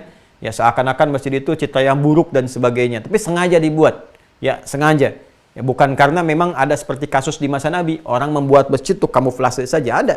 Ya, seperti Abdullah bin Ubay bin Salul itu. Luarnya kelihatan masjid, tapi dalamnya di situ ada makar, ada macam-macam dan sebagainya.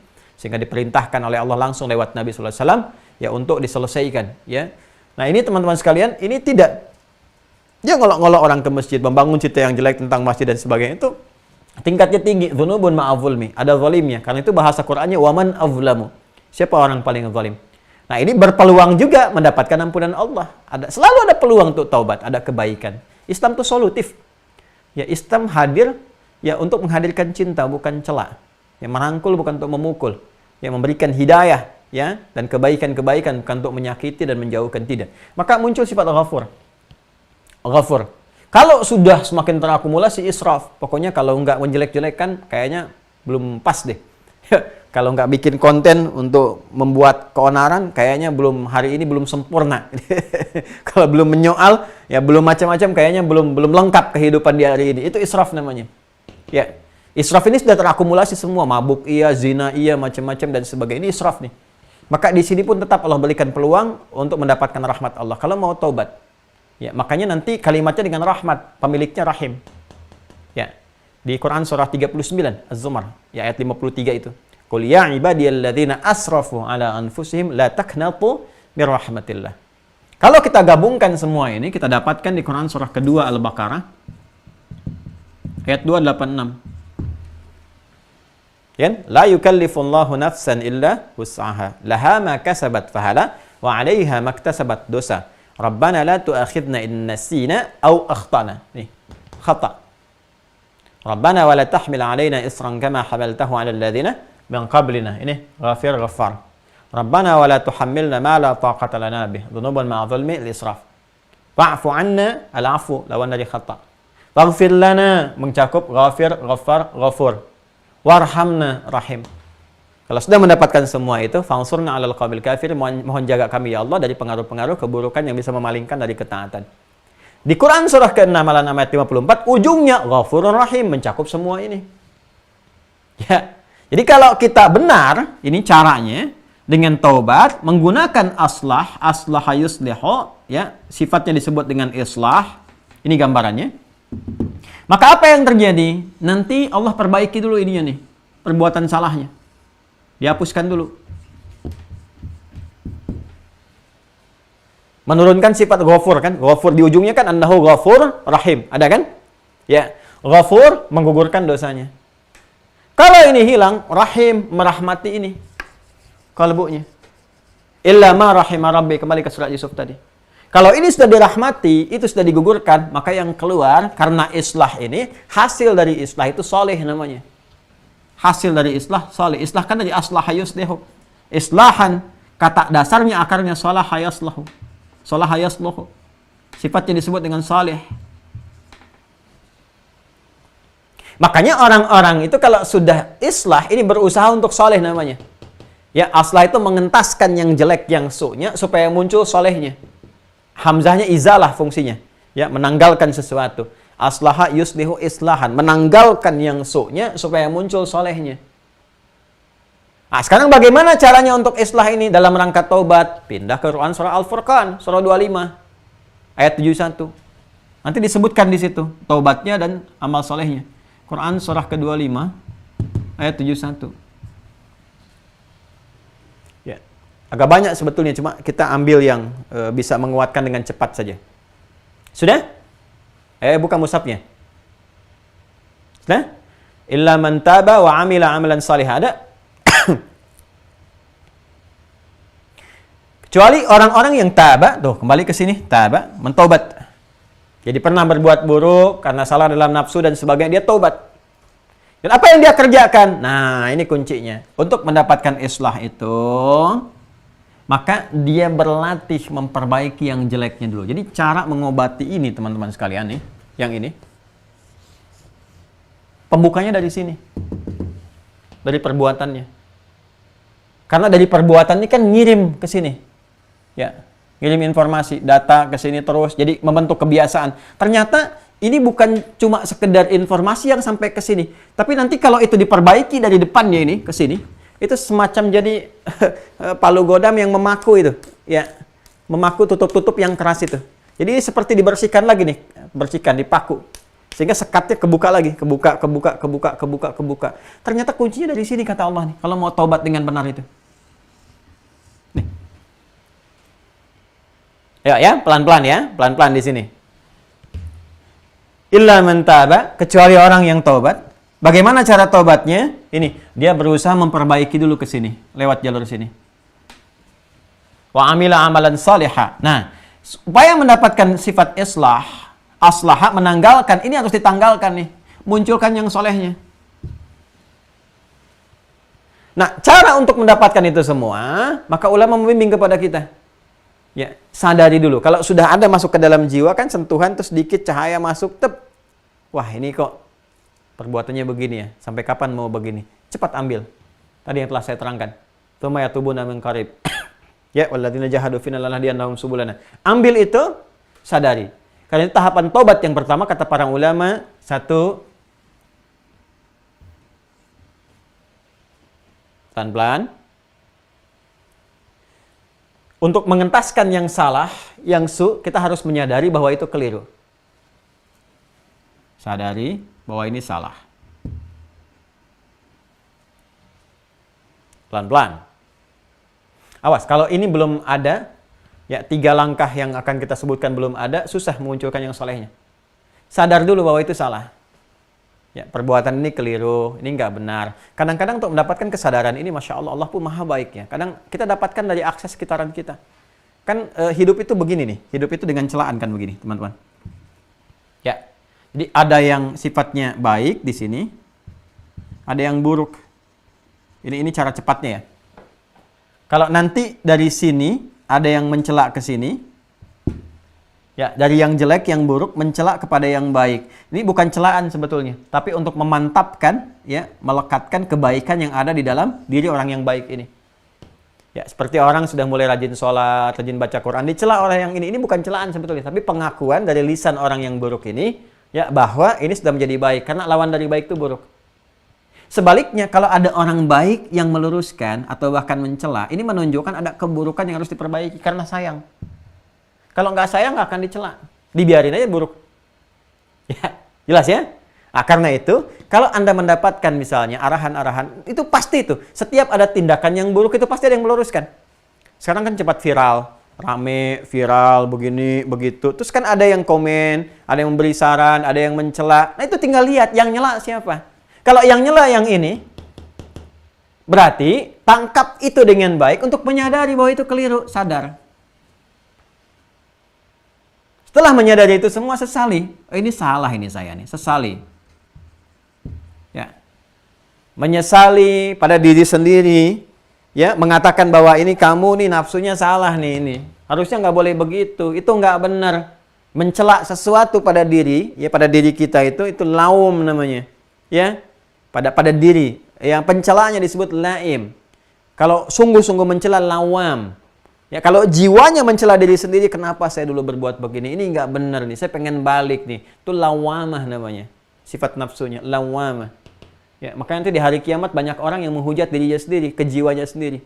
Ya, kenapa dulu begitu? Salah ini, nggak benar nih. Setan sih gara-garanya. Tuh, di serial tentang setan itu, Akhir Tragis Iblis kan saya pernah mengatakan, ya, menyebut firman Allah bagaimana iblis berpidato. Kok nyalahin saya? Saya kan nggak maksa. Salah kalian sendiri, kenapa ikut? Nah, itu disebut dengan lawamah, nafsul lawamah namanya. Di hari kiamat banyak terjadi begitu. Allah bersumpah di Quran surah ke-75 Al-Qiyamah di ayat yang kedua. Ya, setelah Allah menyampaikan la uqsimu biyaumil qiyamah wa la uqsimu bin nafsil lawamah. Quran surah 75 ayat yang kedua. Nah, ini menyesali dirinya sebelum menyesal di akhirat, dia sesali diri di dunia. Ya. Sadar, ya Allah, kenapa saya harus menjadi begini? Kenapa saya harus mencela si fulan? Kenal juga enggak dengan si fulan, bahkan dia enggak pernah menyakiti saya, nyakitin keluarga saya, nyinggung juga enggak pernah, membicarakan keburukan tentang saya juga enggak pernah. Kenapa saya harus menyakiti dia? Ya kan? Kenapa saya harus mencelanya? Ya, kenapa saya harus memviralkan hal-hal yang jelek tentang dia misalnya, atau mencari-cari kesalahan? Apa sih masalahnya? Dia nggak pernah nyakitin, dia nggak pernah mencela, dia nggak pernah berbuat buruk, nggak pernah menyoal ayah ibunya dan sebagainya. Kenapa harus berbuat buruk? Masalahnya apa? Kan? Nah, lalu dia menyadari, dia sadar, dia sesali. Nah, dia ingin memperbaiki. 3, perbaiki. Perbaiki ini yang disebut dengan islah namanya.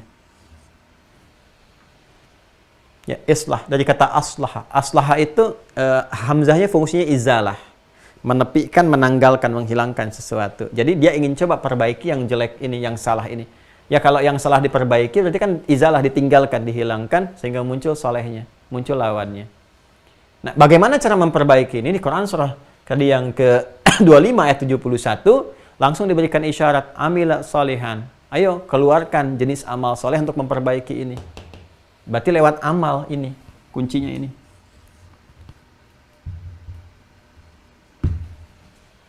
Apa saja amal-amal yang sekiranya menghadirkan formulasi obat penawar untuk ini. Tadi kan kita dapatkan dari Al-Quran disebut syifa, ya kan? Ada rahmat, ada hudan. Tinggal balik ke sini, apa kira-kira yang bisa mendatangkan ini semua? Karena obatnya kan di sini. Turunkan jadi amalan. Tidak ada amal terbaik kecuali salah satunya yang ditunjukkan di Al-Baqarah tadi, ayat 2-5. Ya kan? Kan itu mengumpulkan ini semua. Dzalikal kitabu la raiba fihi hudal lil muttaqin, pemilik ini. Alladzina yu'minuna bil ghaib, untuk meningkatkan iman supaya bangkit lagi, ya kan? Wa yuqimunas shalah, salat, perbaiki salat. Amalan pertama salat. Itu yang menjadikan orang-orang kena nifak itu, kalau sudah kena nifak, salatnya ini jadi bermasalah. Kalau nggak ria, berkulang, malas-malas dan sebagainya. Sekarang perbaiki dari sini dulu. Ini yang di Quran surah ke-4 ayat 142. Ya, Quran surah An-Nisa ayat 142. Innal munafiqina yukhadi'una Allah wa huwa khadi'uhum wa idza qamu ilas salati qamu kusala. Mereka kalau mau sholat itu kelihatan malas-malasan, nggak benar sholatnya, tujuannya dunia. Nah, sekarang kita ingin perbaiki, salah saya ingin perbaiki, ya, ingin ke jalur yang benar lagi. Maka apa yang perlu dilakukan pertama kali? Amilas salihah, tobat, buktikan, perbaiki dengan amal soleh. Amal soleh pertama apa? Sholat dulu, ini. Perbaiki sholatnya. Mulai bergaul dengan orang yang sholat, mulai datang ke masjid. Nanti insya Allah akan melembutkan hati. Makanya orang-orang yang tadinya keras, awalnya orang mungkin akan heran ngelihat, tumben dia ke masjid, tumben tuh, ya, karena nggak pernah menyentuh itu. Tapi setelah Anda membiasakan diri, itu Allahu Akbar, Allah tuh maha indah itu, rahmat Allah itu. Itu tanpa Anda bicara, Allah bisa melembutkan hati orang-orang sekitaran. Ketika Anda 5 waktu sudah ke masjid, subuh ke masjid, zuhur ke masjid, asar ke masjid, maghrib sampai isya, yang tadinya orang mungkin nggak menyapa Anda, tiba-tiba sekarang udah mulai perhatian, mulai datang, mulai menyapa, mulai jadi teman dan sebagainya. Itu sangat luar biasa. Kalau nggak percaya silakan. Orang baik datang ke kumpulan orang-orang yang tidak baik. Apakah akan disapa? Belum tentu, diolok-olok. Woi, tumben ahli masjid datang ke sini. Ya. Sebaliknya orang-orang yang banyak salahnya datang misalnya ke tempat yang baik dan sebagainya, ya, ke masjid misalnya, kata-kata kotor juga keluar. Kenapa? Karena orang baik itu nggak punya kosakata yang buruk. Keheranan ada. Wah, ini ya. Insya Allah. Saling tanya tuh semua, tapi ketika konsisten, subuh, zuhur, asar, maghrib, isya, terutama isya, itu obat yang paling sangat efektif untuk sifat nifak itu isya tuh. Tepat waktu, subuh sama isya, subuh, isya, subuh, isya. Kalau mau tambah dengan asar yang pertengahan lebih bagus lagi. Ya, ini paling cepat tuh, Bu, kalau ibu jaga tuh anak-anak kita tuh ya, anak-anak ibu dan bapak.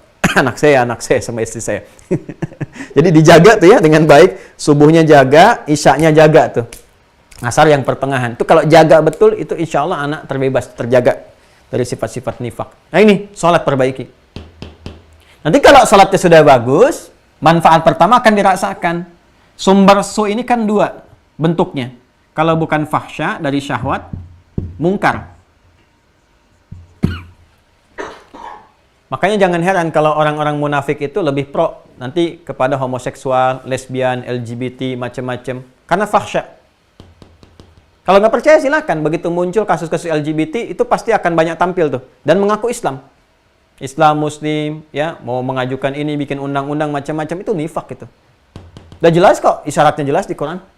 Ya, dan Anda bisa ngelihat bagaimana perilakunya. Sholatnya bisa kelihatan, sholat apa enggak, benar apa enggak sholatnya. Itu udah pasti itu. Terus kumpulnya sama siapa? Akan masuk semua. Kumpulnya bahkan dengan orang-orang yang belum beriman. Senangnya ngatur-ngatur yang nggak jelas. Ya, bikin-bikin isu yang nggak jelas. Nanti begitu ada perbuatan fahsya, dia muncul duluan. Begitu ada yang mungkar, yang nyela-nyela Islam, ngolok-ngolok, dia juga jadi supporternya, pendukungnya. Ini kesini aja. Ya, saya bicara zaman Nabi ya, yang waktu di Madinah itu. Yang, Abdullah bin Ubay bin Salul dan sebagainya. Saya bukan bicara masa sekarang. Kalau ada, ya berarti benar nih ayatnya nih, harus kita perbaiki nih, yang seperti itu.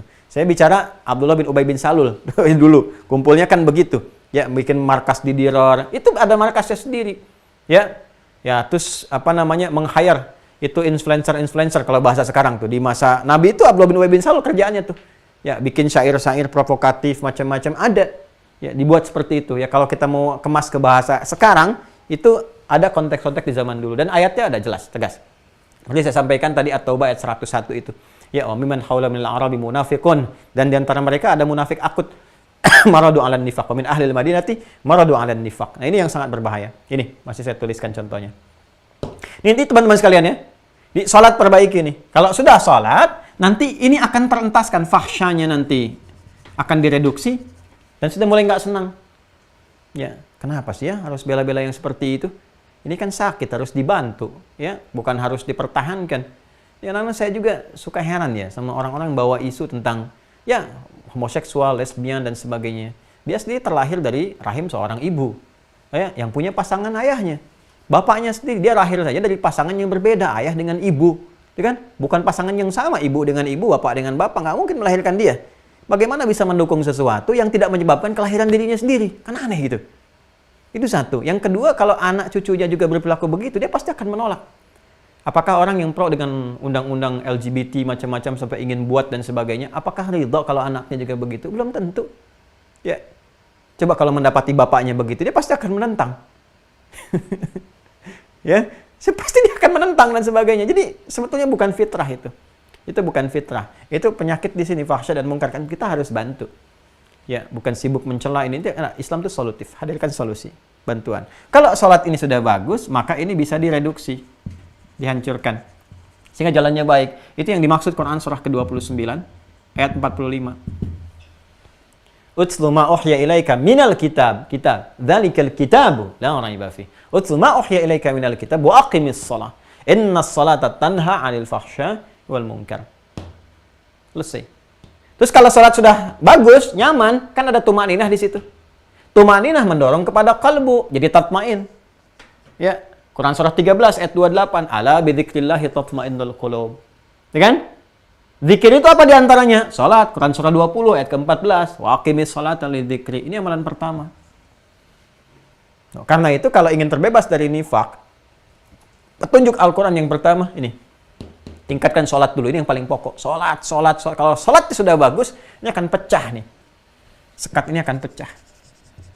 Ini akan kembali kepada normal. Makanya setan itu ya, kepada yang sholat, wah itu luar biasa deh. Dari sebelum sholat, akan sholat, sedang sholat, selesai sholat, terus digoda. Supaya hasil sholatnya nggak ada sama sekali. Ya, akan sholat wudhu. Dari adzan deh, Allahu Akbar, itu udah mulai. Sebelum tiba waktu udah digoda. Kita sadar bentar lagi waktu sholat. Ya, tapi dibuat menerawang kemana-mana. Acara ini, itu, macam-macam. Ya, begitu adzan, muncul ada kesadaran lagi. Wa idza udzina fara syaitanu alaihi dhurat. Kalau adzan dikumandangkan, setan lagi terbirit-birit. Wa idza thuwiba fa'ada. Kalau selesai adzannya balik lagi. Ya, makanya kalau adzan berkumandang, tanpa sadar mengatakan, sudah adzan ya. Kita dengarkan dulu, selesai adzan. Baru adzan. Belum qomat. Itu kan, terus. Nanti begitu Anda wudhu, datang lagi setan, walhan namanya. Yang tadi saat adzan itu selesai datang goda, wudhu goda lagi.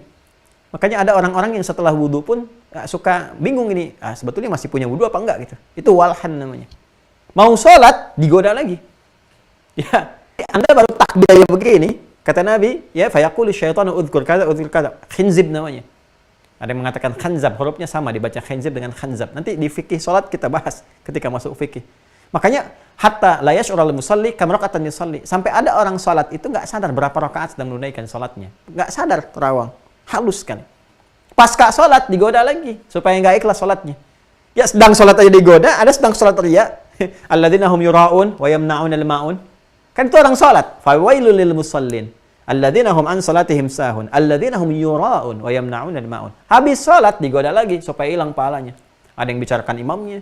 Imamnya gitu-gitu amatnya, si amat aja nggak begitu. Iya ya, bacaannya sok panjang. Tuh, habis pahala.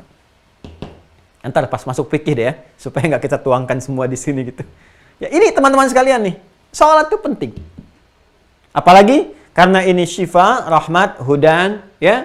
Dan clue-nya dari sini, sholat kan disebut zikir. Cari amalan tentang zikir yang mencangkup ini. Al-Quran sendiri disebut dengan syifa. Makanya kalau ingin mengentaskan nifak, selain sholat, rajin baca Al-Quran.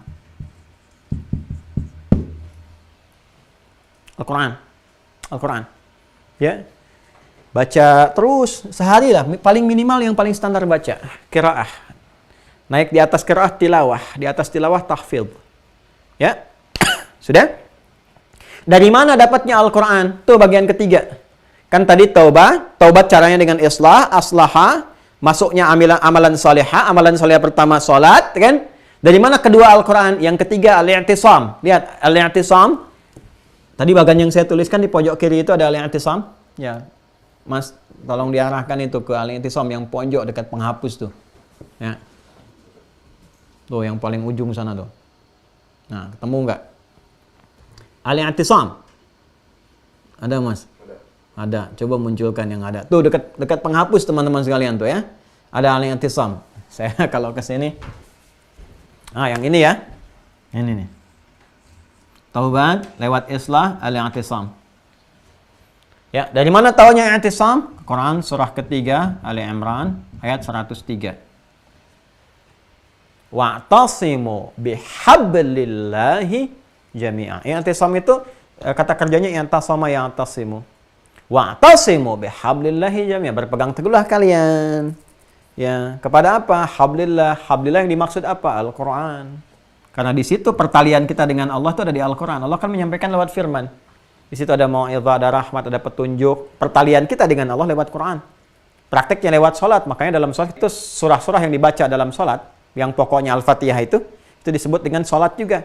Ya, di hadis qudsi kan ada riwayat Abu Hurairah, qasamtu shalah baini wa baina 'abdi. Ya, qala Rasulullah sallallahu alaihi wasallam, qala Allah azza wa jalla, qasamtu shalah baina wa baina 'abdi nisfaini wa li 'abdi mas'al. Aku bagi, kata Allah dalam hadis qudsi, salat itu dua bagian antara aku dengan hambaku. Dan hambaku kalau minta apapun, kalau benar menunaikan kewajibannya, aku berikan haknya secara sempurna. Idza qala al-'abdu alhamdulillahirabbil alamin. Dimulai dengan Al-Fatihah. Ya, jadi Al-Qur'an itu hablullah yang menjadikan kita tersambung dengan Allah Subhanahu wa taala. Maka rajin-rajin kita berpegang kepada Al-Qur'an. Ya, bisa 3 pilihan. Qiraah, rajin baca. Baca sehari 1 halaman dulu. Ya, biasanya kalau kena nifak tuh nggak langsung. Ya, lihat mushaf dulu, nih lihat mushaf nih. Begitu lihat, ya, baru kan, aduh aku ingin berubah. Lihat mushaf tuh belum tentu langsung baca. Ya, belum tentu langsung bisa baca. Paling ngelihat, megang gini, belum tentu dibaca. Karena belum ada terbiasa, belum terbuka sekatnya tuh. Ya, makanya kalau Anda sehari nggak bisa baca Quran, ya gini, bawa mushaf yang paling besar lah. Ini kan sedang nih, mushaf al-ahyarnya yang sedang. Cari yang paling besar. Masuk ke ruang tengah, ya, nyalakan semua lampu, buka begini aja, nggak usah dibaca. Tanyakan pada diri Anda, ya Allah, dosa apa saya hari ini nggak bisa baca Quran? Dosa apa saya nggak bisa baca Quran? Ya, karena Quran itu cahaya, nur. Ya, kalau nggak kena cahaya, berarti ada maksiat. Dosa apa saya nggak bisa baca Quran tuh? Atau terlalu lekat dengan dunia? Ya, mesti ada. Sekali itu mesti ada dalam sehari itu. Ya, bacaan kita baik murajaah ataupun yang lainnya. Nah, ini bisa mengentaskan sifat nifak. Rajin baca Quran itu insya Allah memasukkan kalamullah itu ke dalam jiwa kita, maka yang kotor-kotor akan hilang. Makanya penghafal Quran, ya, yang menghafal kan bisa baca, mengkaji, menghafal tingkat tertingginya. Ya, penghafal Quran itu orang Arab menyebutnya bukan dengan hafidh. Asalnya hafidh itu untuk penghafal hadis, untuk membedakan dengan Quran. Penghafal Quran disebutnya hamilul Quran. Jamaknya hamalatul Quran. Imam An-Nawawi punya kitab namanya At-Tibyan fi Adab Hamalatil Quran. Hamil itu mengandung. Hamilul Quran mengandung Quran. Seorang ibu mengandung janin, ya, yang sedang dikandung dalam janin itu dirawat begitu luar biasa. Makan makanan yang sehat, dijauhkan dari tindakan yang buruk. Nah, ini dia ngandung Quran. Kalau sudah Qurannya masuk, maka yang jeleknya keluar. Dan dia rawat, dia jaga itu. Makanya nggak ada fahsya dan mungkar. Kalau benar menghafalnya.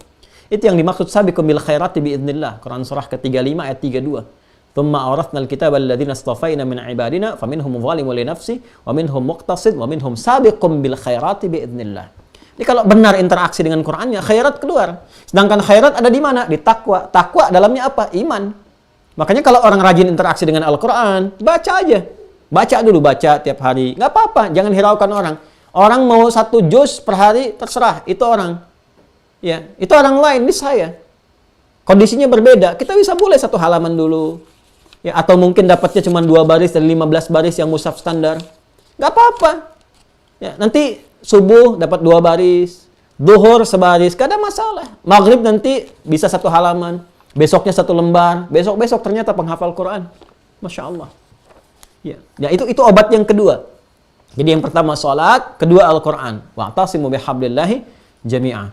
Ya, yang ketiga, ini puncaknya untuk menyempurnakan ini semua. Wa akhlasu dinahum lillah. Dan mengikhlaskan semua amalan itu lillah karena Allah subhanahu wa ta'ala.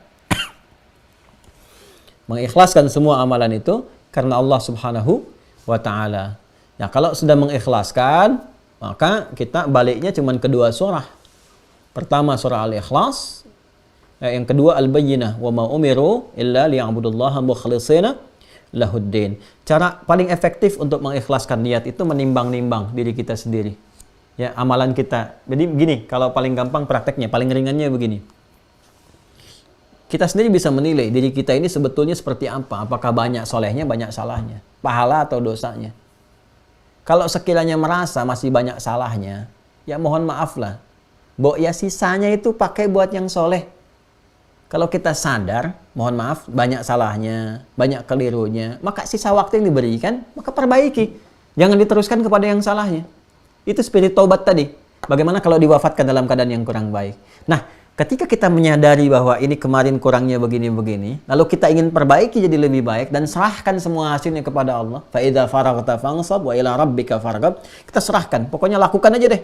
Ya Allah, saya ingin perbaiki diri. Terserah bagaimana Engkau menilai. Engkau yang Maha Baik, Engkau yang Maha Rahim. Saya serahkan sepenuhnya. Semua hamba kerjakan, yang penting Engkau ridha. Puncak keadaan seperti itulah yang disebut dengan mukhlis, usaha untuk berikhlas. Itu yang dikatakan qul huwallahu ahad. Ya, terserah bagi Allah yang ahad. Allahus samad, aku bergantung padamu ya Allah. Jadi ketika kita menyadari bahwa ini banyak salah kemarin, saya ingin bergantung kepada Allah saja. Baca Quran, terserah Allah ya Allah, saya menyadari saya banyak salahnya. Saya sudah taubat, Engkau yang perintahkan aku, Engkau yang menjamin aku serahkan sepenuhnya kepadamu ya Allah. Aku nggak peduli lagi dengan pandangan manusia. Yang penting aku ingin ke masjid. Terserah orang mau bilang apa. Ya, aku pernah bertato, pernah ini, pernah itu. Aku berusaha untuk hapus, aku perbaiki. Terserah orang mau bilang apa. Yang penting aku menilai darimu saja ya Allah. Engkau berikan aku apa, terserah untukmu. Itu yang dimaksud wa akhlasu dinahum lillah. Jadi pasti akan ada suasana itu. Ya, kalau sudah ada suasana seperti itu, sudah terlihat, maka akan terjadi perubahan. Apa perubahannya? Pertama, sudah tidak ada kebiasaan yang seperti awal lagi. Yang kedua, punya rasa tidak suka terhadap perbuatan-perbuatan yang menyimpang. Yang ketiga, konsisten pada kebaikan. Sekarang dia tuh kelihatannya sholat, ya rajin ibadah, nggak melibatkan diri pada yang buruk-buruk, sudah sempurna deh, sembuh nifaknya. Nah, kalau untuk penjagaan, ya, yaitu tadi lakukan amalannya dengan rutin dengan baik. Sholat, makanya kan Nabi sampaikan, kalau orang sengaja memperlambat sholat isya, itu ciri-ciri pertama yang bisa memunculkan nifaq. Maka konsisten jaga waktu sholat. Baca Quran, kita ada gerakan untuk menghafal Quran. Ini insya Allah sebentar lagi saya ingin tebarkan yang teman-teman untuk wakaf perangkat hafalan itu jangan salah itu insya Allah itu awalnya besar. Karena saya sedang menyiapkan generasi-generasi terbaik yang kini ini, ya, yang di kampus-kampus dan sebagainya. Saya ingin yang di kampus Islam itu pada menghafal Quran. Sehingga saat di wisuda itu bukan hanya IPK-nya 4 tahun di situ, tidak. Bersamaan dengan itu jadi penghafal Quran. Saya pengen hamalatul Quran. Kita siapkan insya Allah dalam waktu dekat kita akan supportkan. Ada mungkin kurang lebih 5-7 ribu ya untuk mahasiswa-mahasiswa itu kita akan supportkan yang sekarang. Jadi teman-teman yang wakaf paket hafalan itu kita sebarkan ke situ. Mudah-mudahan ketika mereka jadi penghafal baik ya, ada murid lagi, pahala mengalir, jariahnya dapat, dan yang kita harapkan tumbuh generasi lebih baik. Kita nggak tahu ada titik mana kita berakhir, tapi mudah-mudahan melahirkan generasi terbaik. Dan insya Allah ya percikannya akan didapatkan oleh bangsa ini, negara ini, masyarakat ini. Ya kalau sudah ada, coba deh Anda lihat para penghafal Quran itu kalau benar menghafalnya kelihatan kok, nggak macam-macam. baik. Apalagi kalau mereka dibekali dengan ilmu-ilmu yang hebat ya, di bisnis, di birokrasi, diplomat penghafal Quran seperti kayak Haji Agus Salim itu dulu, masya Allah, itu kan? Tentara yang ahli Quran seperti Jenderal Sudirman itu, ya masya Allah. Apalagi tuh teknokrat, birokrat macam-macam, banyak orang baik-baik itu. Kalau Quran spiritnya, insya Allah ya akan lahir generasi-generasi yang mulia. Nah ini gambarannya teman-teman sekalian. Jadi ini obat nifak, penawarnya ada 4 ya, at-taubah, kemudian islah, i'tisam, al-ikhlas. Kita sudah jabarkan dengan ayatnya, dengan turunannya, termasuk dengan hadis-hadisnya. Makanya nanti di hadis nomor 35 dari Al-Bukhari dan selanjutnya itu nanti obat-obat dari nifak.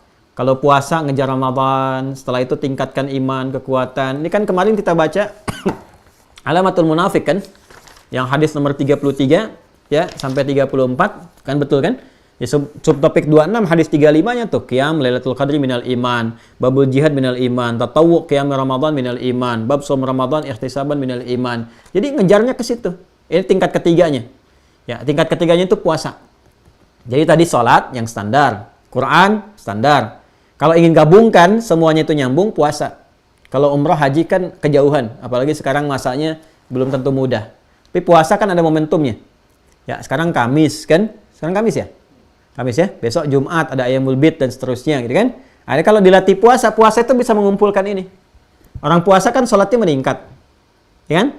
Orang puasa juga infaknya rajin, orang puasa rajin baca Quran. Dan saat yang bersamaan orang puasa nggak mau maksiat.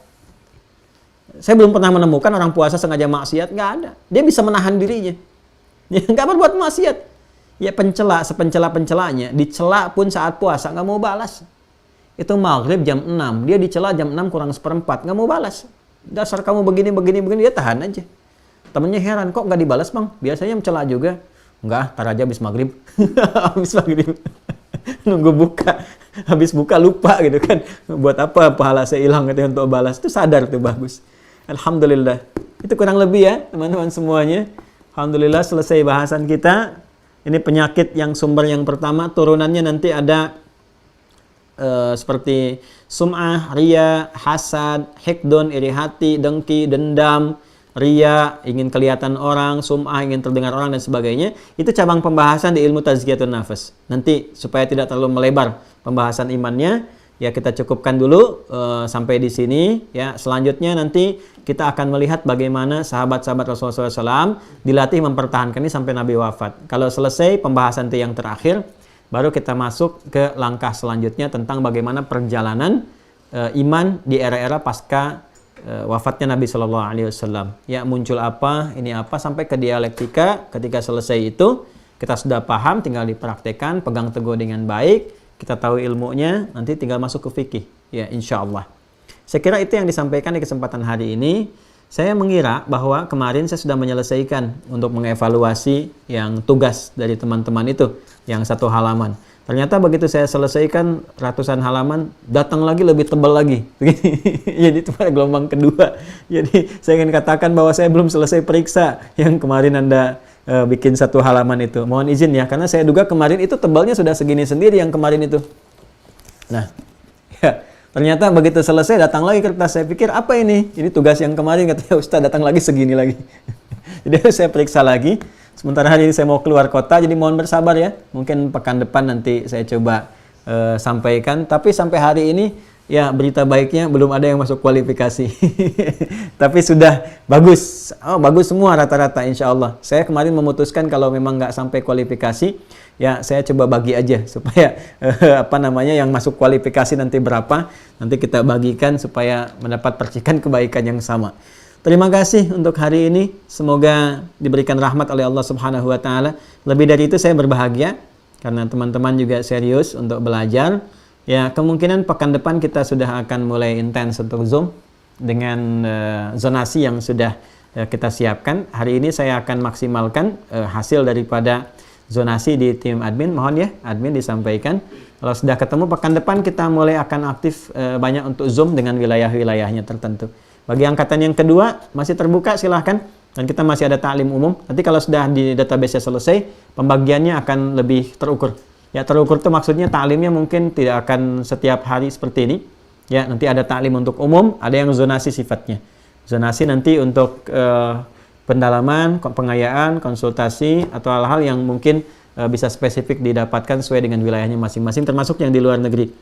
Ya, sudah bergabung dengan kita bukan hanya provinsi di Indonesia, tapi sudah ada yang di luar negeri juga, yang terdekat dari Malaysia, Brunei Darussalam, sampai yang terjauh di Amerika. Saya sudah lihat kemarin, ada yang di Amerika, ada yang di Uni Emirat, di Arab, ya, dan sebagainya.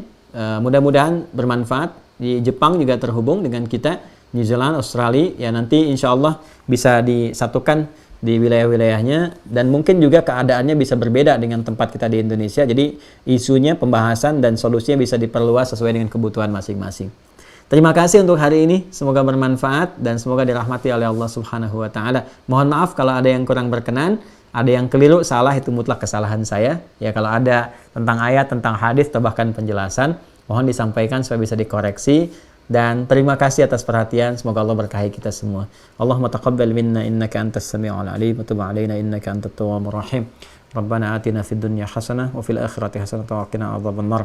Allahumma ati anfusana taqwaha wa zakkiha anta khairu man zakkaha anta waliyuha wa maulaha. Wa sallallahu ala sayyidina Muhammad wa ala alihi wa sahbihi ajma'in. Wa akhiru da'wana alhamdulillahi rabbil alamin. Assalamualaikum warahmatullahi wabarakatuh.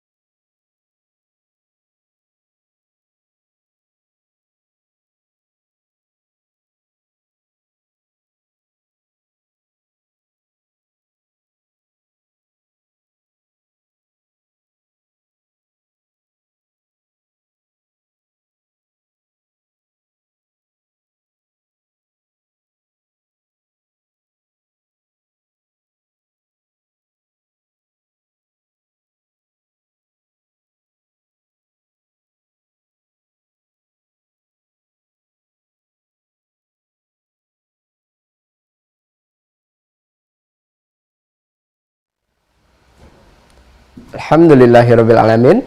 Jazakumullahu khairan kasiran pada guru kita semua, Ustadz Dr. Adi Hidayat LCMA. Mari kita bermohon pada Allah Subhanahu wa taala, semoga Allah senantiasa mengampuni dosa dan kesalahan beliau beserta keluarga, memberikan kesehatan juga umur yang panjang dalam ketaatan, juga memudahkan segala urusannya, baik urusan dunia maupun urusan akhiratnya. Amin. Tidak lupa kita bermohon kepada Allah Subhanahu wa taala, semoga ilmu yang disampaikan menjadi ilmu yang bermanfaat dan mudah untuk kita pahami, juga dimudahkan oleh Allah untuk kita amalkan dalam kehidupan kita sehari-hari. Amin. Alhamdulillah, untuk teman-teman yang ingin tergabung menjadi keluarga besar Mahasantri di Mira Institute untuk angkatan kedua masih terbuka. Silahkan daftarkan diri teman-teman sekalian dengan masuk ke website resmi Mira Institute di mira.quantumakhir.com. Di halaman utama, silahkan teman-teman tekan tombol daftar, maka teman-teman akan diarahkan kepada aplikasi Uwaha Corner. Atau teman-teman bisa mendownload langsung aplikasinya di Google Play Store, silahkan cari Uwaha Corner. Di halaman utama aplikasi Uwaha Corner, sebagai persyaratan untuk menjadi mahasantri di Mira Institute, teman-teman wajib memiliki perangkat belajarnya. Silahkan dipilih paket spesial Mira Institute, atau pastikan teman-teman memilih paket buku spesial Mira Institute, lalu ikuti arahan selanjutnya. Pastikan saat teman-teman mendaftar, email dan juga nomor teleponnya ada WhatsApp ya, agar tim admin bisa mengirimkan username dan juga password, juga informasi lanjutan seputar kegiatan di Mira Institute kepada teman-teman sekalian. Nah, ini yang paling penting. Setelah teman-teman mendaftar, pastikan lengkapi data diri teman-teman sekalian dengan login kembali di website yang sama di mira.quantumakhir.com. Silahkan isi beberapa pertanyaan yang sudah disampaikan, agar data teman-teman bisa terbaca oleh sistem kami dan teman-teman bisa mengikuti program-program yang ada seperti tadi kajian zonasi, agar datanya bisa terbaca dan teman-teman bisa menikmati setiap fitur-fitur yang sudah disajikan di website resmi Mira Institute. Bagi teman-teman yang berada di luar negeri, teman-teman bisa menyimpan nomor admin khusus luar negeri di Mira Institute yang sudah tertera pada layar teman-teman sekalian. Bagi teman-teman yang sudah jauh-jauh hari mendaftar dan sudah memiliki perangkatnya, namun belum mendapatkan username dan juga password, teman-teman bisa melihat kembali di folder inbox email teman-teman sekalian. Jika tidak ditemukan, teman-teman bisa melihat di folder spam ataupun junk, karena ada kemungkinan email yang kami kirim masuk ke folder tersebut. Jika masih belum ditemukan juga, atau jika ada yang ingin ditanyakan, teman-teman bisa menghubungi admin Mira Institute pada nomor yang sudah tertera di layar teman-teman sekalian. Baik. Bagi teman-teman yang baru tergabung sebagai mahasantri di Mira Institute, pastikan mengikuti sesi materi dari awal pertemuan secara bertahap dari episode 1, 2, dan seterusnya, agar pemahaman teman-teman bisa tersambung dan terkorelasi antara pertemuan satu dengan yang lainnya. Jangan lupa untuk mengikuti setiap ujian di babnya masing-masing, agar teman-teman bisa lanjut ke bab selanjutnya dan juga bisa mendapatkan kesempatan sesi Zoom bersama guru kita, Ustadz Dr. Adi Hidayat LCMA. Bagi yang masih tergabung di YouTube channel Adi Hidayat Official, teman-teman bisa mengambil manfaat dari pembelajaran yang sudah disampaikan dari materi-materi sebelumnya. Silahkan subscribe YouTube channelnya Mira Institute. Logonya seperti yang ada di layar kiri atas teman-teman sekalian. Dan untuk mengetahui informasi umum ataupun video-video dari guru kita, Ustadz Dr. Adi Hidayat LCMA, teman-teman juga bisa mensubscribe YouTube channel Adi Hidayat Official. Jangan lupa tekan tombol loncengnya agar setiap informasi terbaru bisa langsung masuk ke perangkat teman-teman sekalian. Baik, saya Fadil, mewakili tim Mira yang bertugas. Jika ada hal yang kurang berkenan, mohon maaf. Terima kasih atas perhatiannya. Assalamualaikum warahmatullahi wabarakatuh.